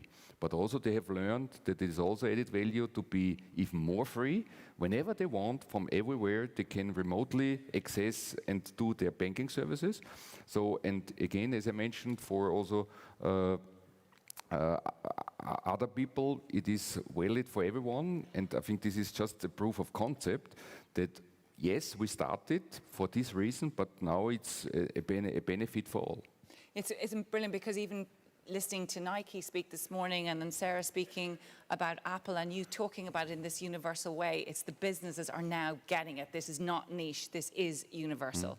And it is, but it's when you as big brands say it out loud, that's where the influence comes from. Which leads me to my last question, because we're looking to the future. Where do you see accessibility and inclusion here in Austria or globally within business, and what's your strategy? So what are you going to do over the next few years? So I think here, potentially I would like to mention 3 topics. First of all, of course, we will continue, and in conferences like these days, to get the knowledge, to get also idea, to get new innovation in terms of digitalization, but then also in other solutions. So, but again, first of all, it is for us a very important customer group. Second, and this will also remain, it is a valuable and important source of talent and know-how. Second, as I mentioned, in terms of digitalization, we will continue as a journey, we will improve, and I have to say, in a certain way, it's, and also don't get me wrong, because in many cases we are already on a quite high level. So it is not only to improve, it's also a lot of effort to keep this level, because everyone in the organization, and this is important why I'm proud of our disability management team, but also I'm proud of the overall organization, because it needs everyone in a way that they consider whatever they do. Look, just if they have a new web page, they have a new mobile banking, they have to consider the functions to read, to listen, etc. So honestly, we had also cases where we say, someone has forgot for the new update to do it. So to keep it on the level is a lot of effort, but we will continue. And second and third, I think it's also important that, because I was talking today about lot of technical stuff, and you know, today I'm the CEO, but originally my first education was informatics. So therefore there is also a sense of awareness on these topics, I have to say. But it is also important that besides the technical stuff, which is important and supports us in improving and the accessibility and make it easier, that now it's also really deep in our corporate culture. And it is more than just the technique, it is about, let me say, the awareness, the intel, as I said, and I think this we will continue. And I see a lot of benefit out of it. Well, I have to say a huge thank you to you. I'm going to quote John Amachi, who says, leaders make choices, and those choices create culture. You are truly an inclusive leader, and I really want to acknowledge and thank you, not just for what you do in the bank, but what you have done for this community and family, and for the Zero Project. You really are an inclusive leader. Thank you so much. A huge round of applause, please, for Robert. Thanks. Okay, guys, we're up for the last round of awardees. Come on, gentlemen, take it away. Take it away. Dinner's nearly here. Come on, take it away.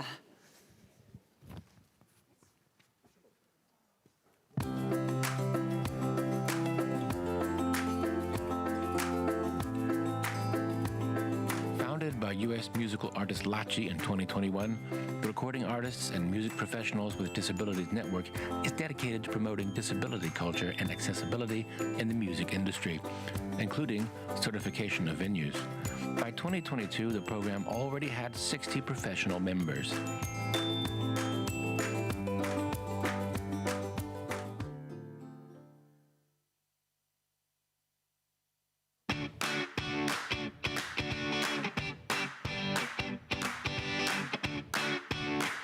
Digital Dream is a Singapore-based social enterprise that began offering creative digital solutions for the education of children with disabilities in 2018.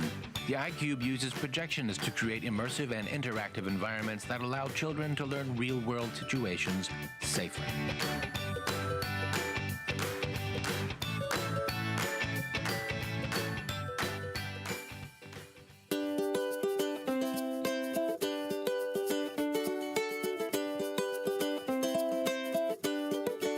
Hello Movie is a free application launched in 2020 by the Japanese startup Evixar that allows people with visual or hearing disabilities to access subtitles or audio descriptions with smartphones or smart glasses.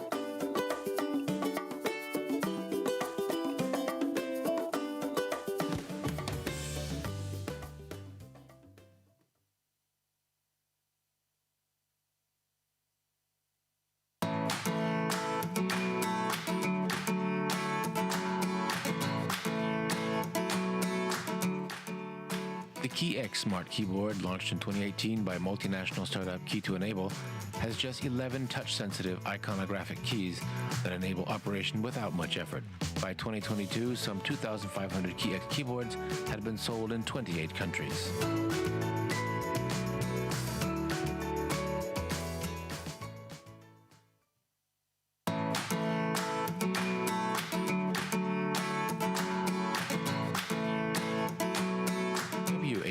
Assistenzgenossenschaft, an Austrian non-profit cooperative founded by people with disabilities, has been operating a high-flexibility model of personal assistance service since 2002. WAG employs 685 assistants as of 2022.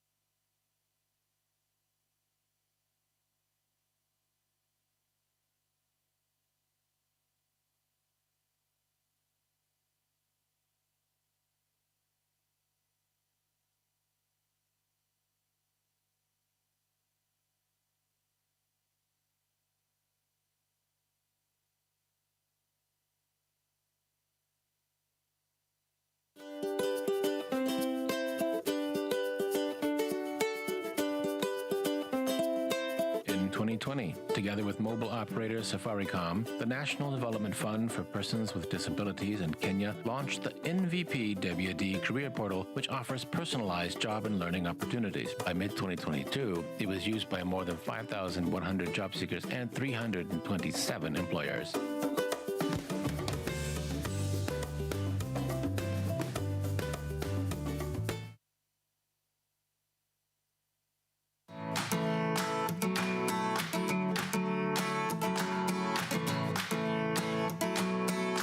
Signs Media Kenya is dedicated to education, information, and entertainment in sign language. The social enterprise operates a news channel and developed Assist All in 2022, an app providing on-demand 24/7 interpretation services in English and Swahili.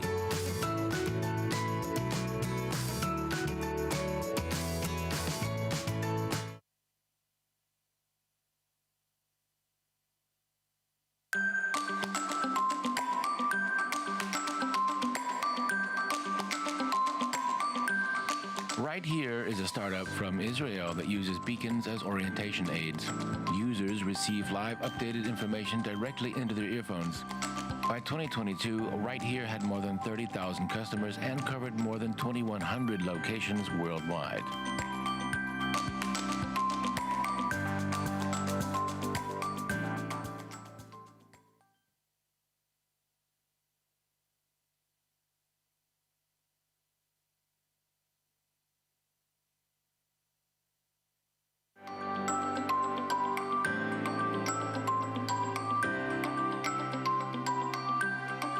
Tencent Holdings is a technology and entertainment company from China that has developed MTGPA Haptics, a technology that transmits vibro tactile signals to its users.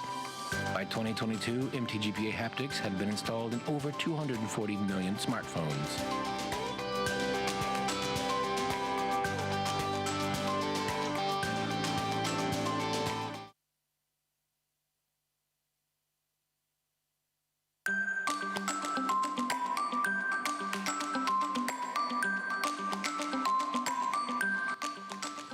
Sprache Unternehmensberatungs GmbH from Austria has been offering education with the help of physical robots, so-called avatars, since 2020. Targeting children who cannot go to school, the avatars are usually placed in the classroom and can be personalized.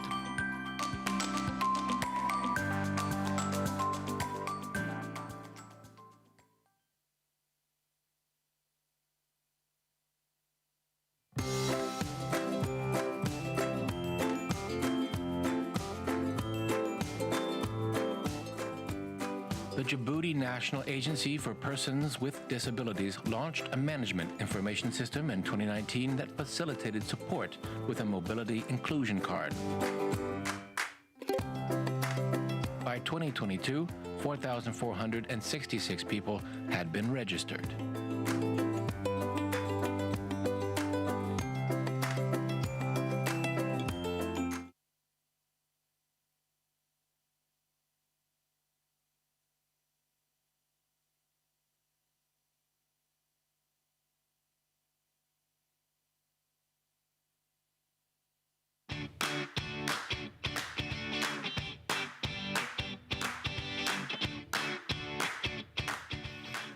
Says from Norway launched a web-based sign language network in 2018 that combines user-created vocabulary, custom gestures, and a standard library of Norwegian signs. In 2022, there were 200 end users, 1,400 network members, and 56,000 created signs.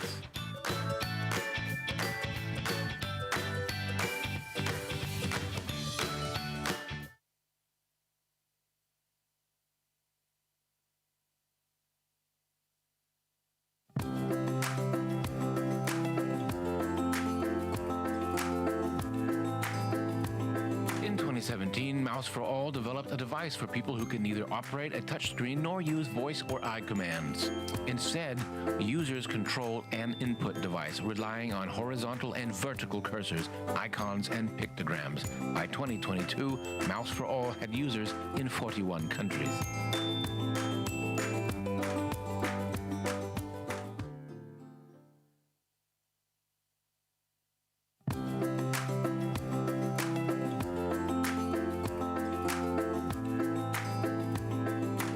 My Future Jobs is a job portal of the State Social Security Organization in Malaysia for people with disabilities. SOCSO has helped find employment for 3,625 people as of 2022.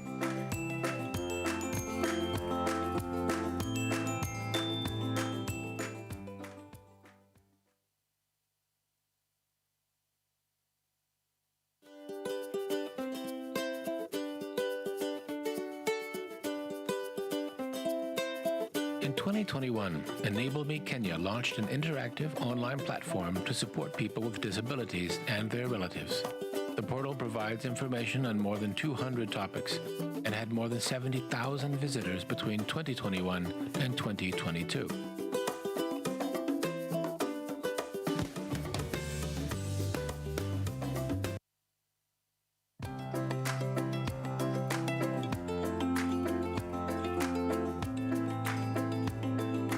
Tech Labs is a Canadian startup that provides digital accessibility services delivered by people with disabilities. Complemented by Fable Upskill, video-based, customer-specific online training for businesses, Fable worked with 80 companies in 2022.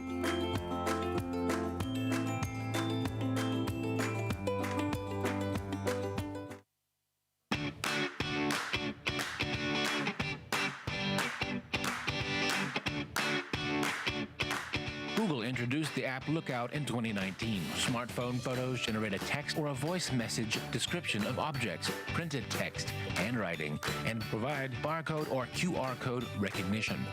By 2022, the app had been downloaded over 100,000 times.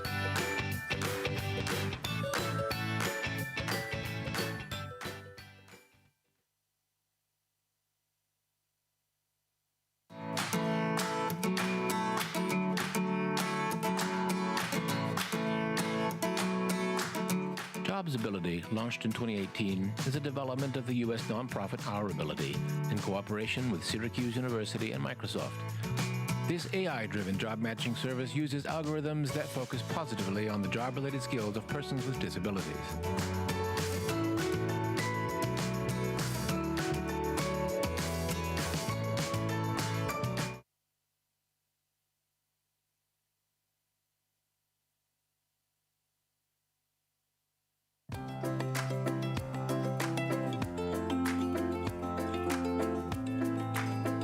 In 2021, Brand Solution from North Macedonia launched Best Online Assistant, an IT platform offering courses in digital marketing that places job seekers with disabilities. By 2022, 40 people had attended courses, 10 companies were partners, and Brand Solution had expanded to Bulgaria.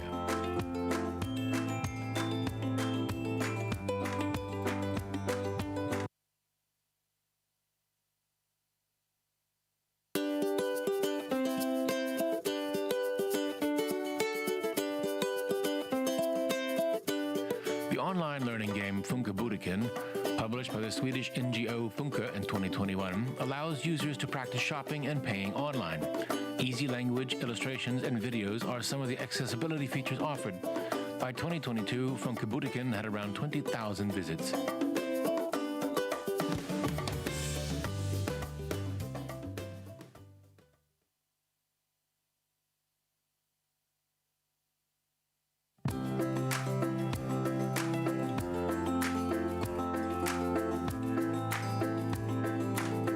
Project for the Future Liberation and Deinstitutionalization of Muscular Dystrophy Wards is a Japanese NGO that helps people with muscular dystrophy to leave institutions. Since 2019, it has helped 10 people find a new life in the community.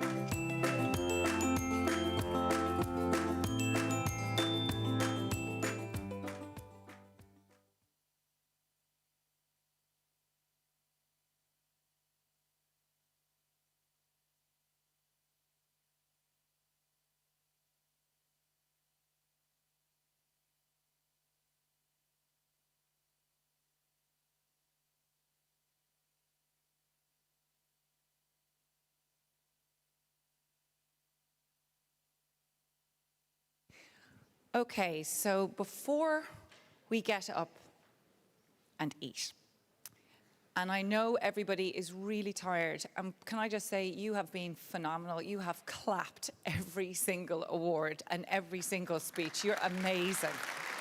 Wow, you are incredible. Okay, show off now. Before we're going to have our photo taken, everybody has to get into this photo, okay? Sometimes there are certain initiatives and certain programs and certain ideas and certain people who we might just give that extra recognition to. So we're going off script on this one. We have a very big surprise, and we would like you to give that last bit of energy that you have in you today to acknowledge something extraordinary that has happened through partnership, through collaboration and friendship. So I'm going to ask Martin to come on and to make this announcement. And when you hear all the news, I want you to give it the biggest roar that you can before dinner, okay? Martin, would you like to make the announcement? Thank you, Caroline. Dear Big Zero Project family, dear friends. We have arrived at a special moment during this evening's award ceremony. There are moments in our lives that shapes us and shape our character depending on how we react to them. These moments of adversity reveal the true nature of our being and self. And the barbaric invasion of the Ukraine 1 year ago was such a moment. Many would have frozen or shown apathy in the face of this uncertainty, distress, horror, and trauma. But not the Zero Project family. This community of disability inclusion champions banded together to show more than ever that nobody is left behind in times of peace, but also in times of war.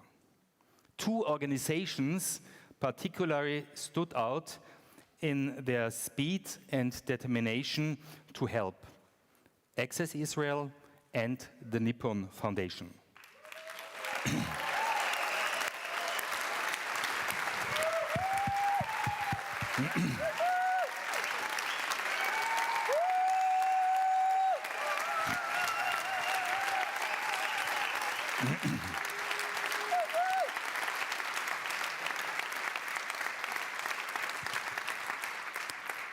Together, these two organizations created the Purple Vest Mission with the simple goal to help people in emergency situations.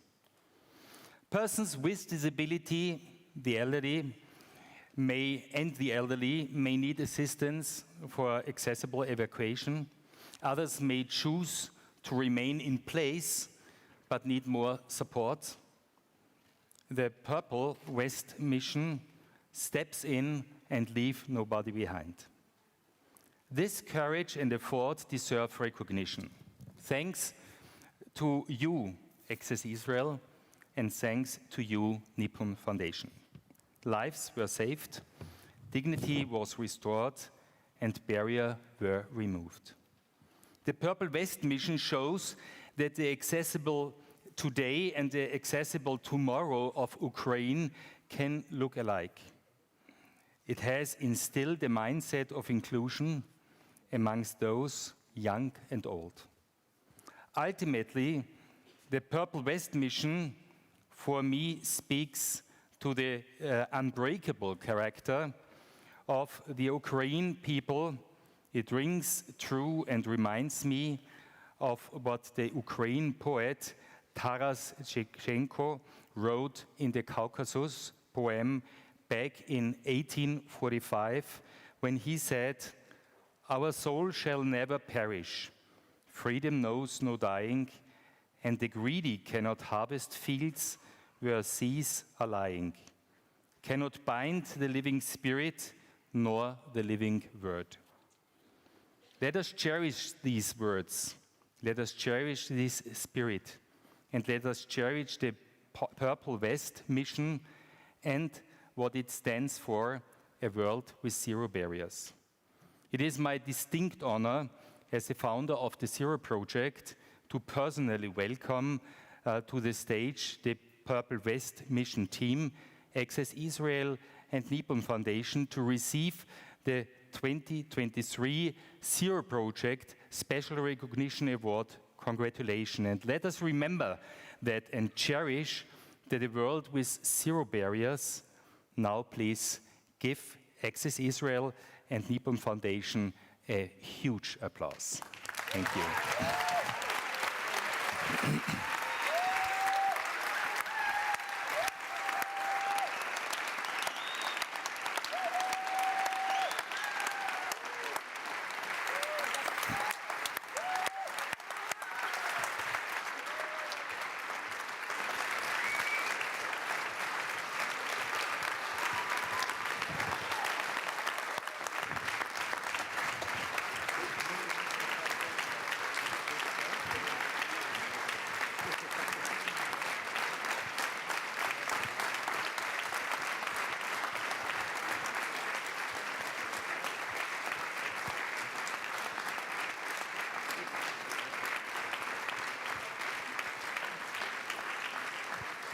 Can everybody see what that is?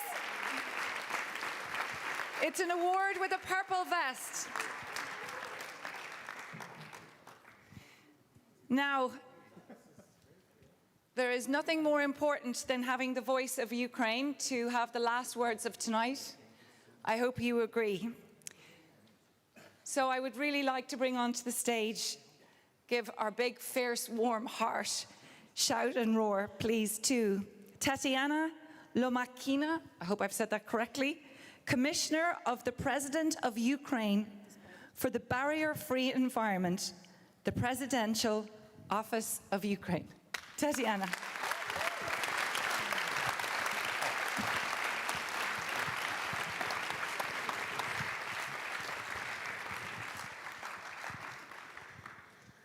Dear friends, dear colleagues, Today, on the eve of the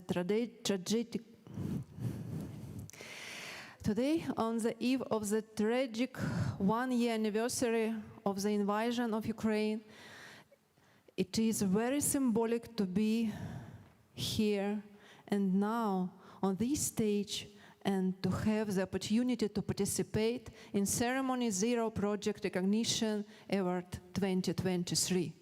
Yesterday, during the meeting of the session Inclusion in Crime of Crisis, we talked about extremely complex challenges that people in our country face on a daily basis, as well as ways in which the state and civil society sectors can cooperate.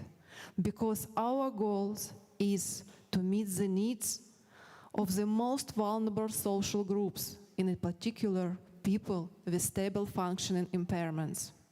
The role of the civil society organization working with the support of international partners in cooperation with the authorities of Ukraine is extremely important and includes network cooperation, work on individual and complex cases with people who need to be evacuated from zone of war.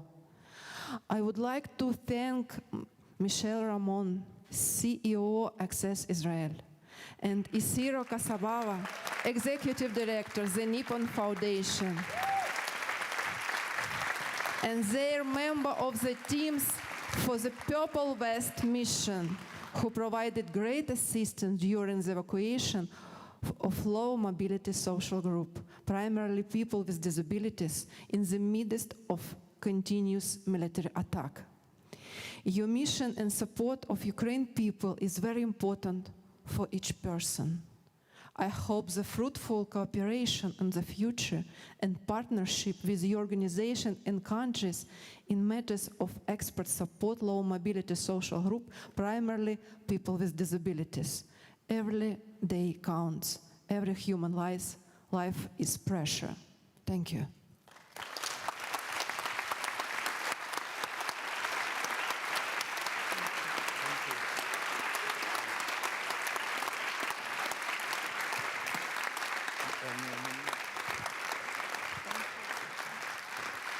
And that is a mic drop end to this extraordinary 2023 awards. Michal? Oh, yeah. Oh, no, it's not. Hello. I'm so sorry. You almost left me speechless. Almost. Yeah. Would you like to?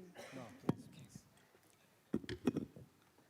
Thank God I wrote something because I'm pretty nervous now, so my apologies.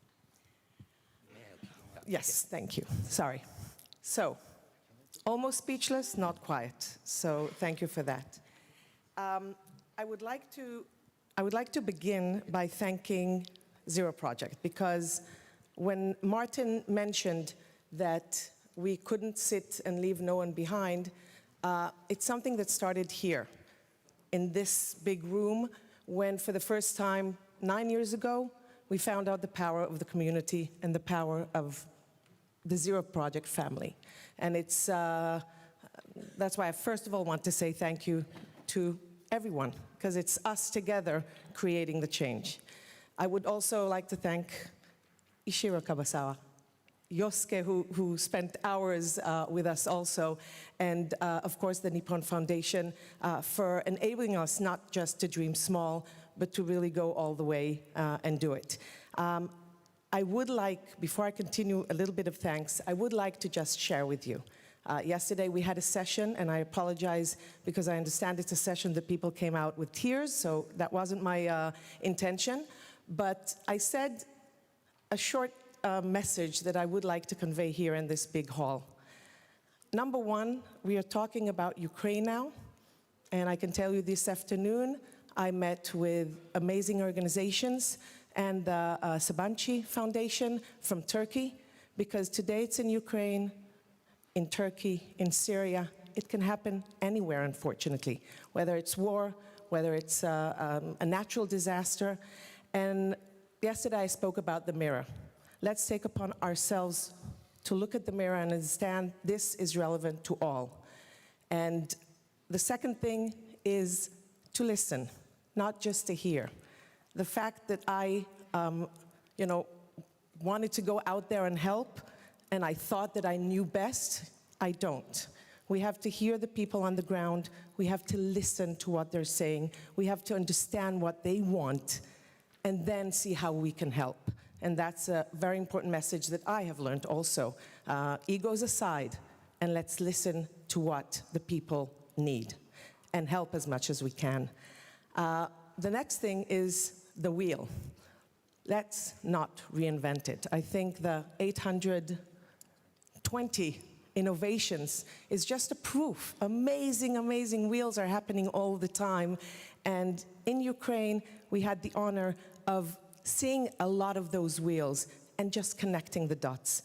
Just, we have here Eli Gleibman, who led our operations in Ukraine, and Ira, who assisted from Poland, and we have Humanush, who helped from Poland, and just back and forth, and we have Marcy Roth from WEED, and Julia from FFR.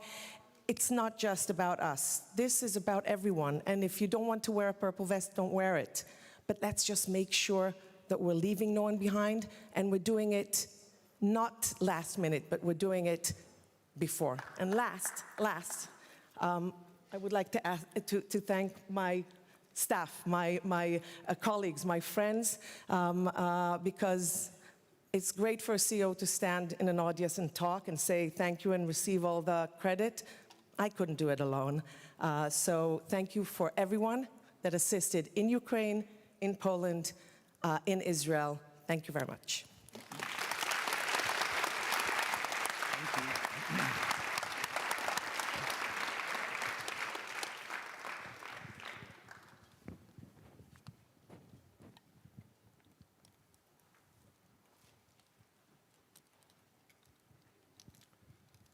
Well, thank you very much. First of all, thank you very much, Mr. Martin Essl. It is such an honor. And thank you very much for Zero Project to have this huge conference. This is my first time to be here, and I was very impressed by the crowd. I did not expect, this many people are actually gathering on disability issues. The Nippon Foundation has been working in the disability field for a long time, so I would like to take this opportunity to tell you a little bit about what the Nippon Foundation has been doing. The Nippon Foundation was established 61 years ago. Very long history we have. The foundation has been committed to the realization of an inclusive society. As a result, we have focused on supporting persons with disabilities as one of the pillars of our activities. For example, one of our major activities is the elimination of leprosy.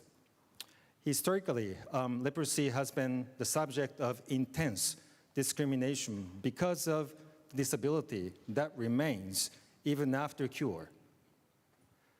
Eradicating the disease and also the discrimination because of discrimination against leprosy is an activity that has symbolized the foundation which our chairman, Mr. Sasakawa, and his late father have continued for more than a half century.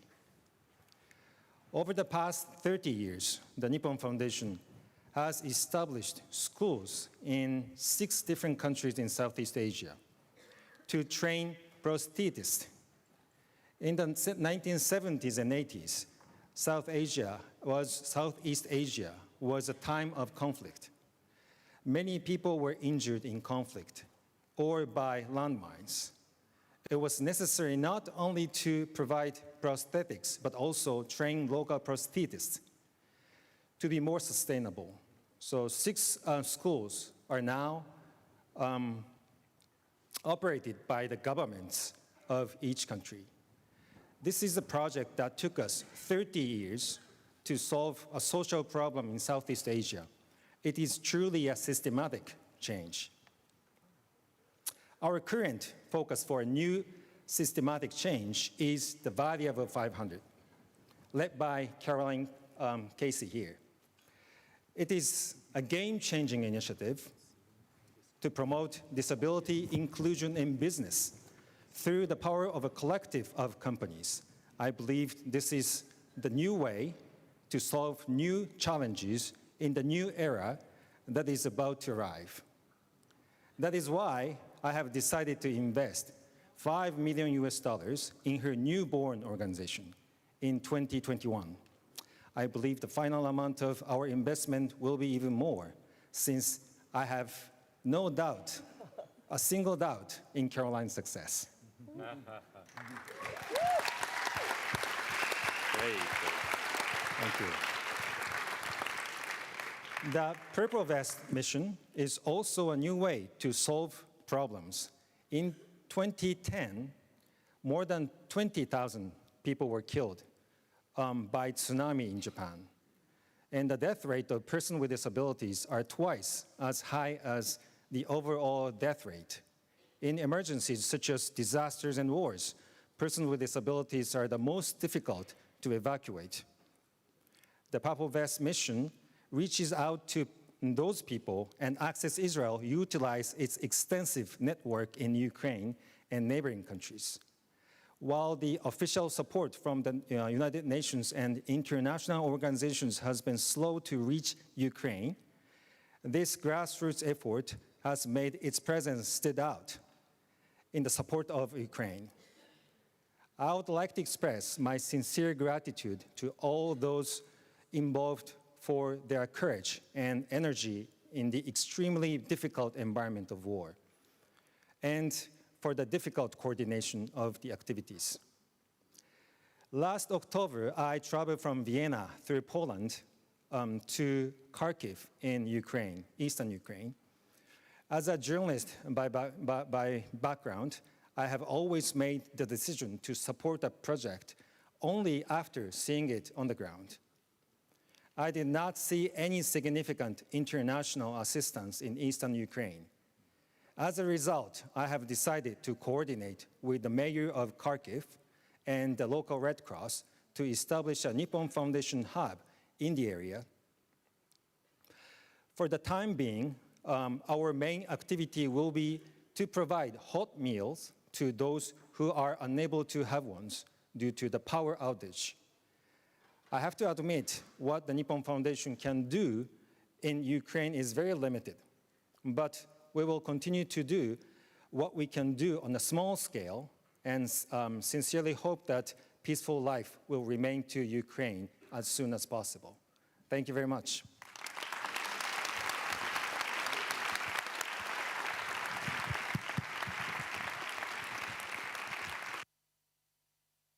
I am so sorry, because they were the most important words of all. I apologize.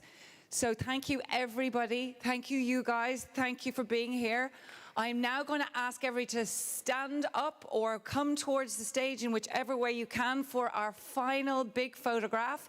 And then there's food, and then there's wine. And can you give us some music as we all come to the stage? Because this is the last bit. Okay, everybody, come on.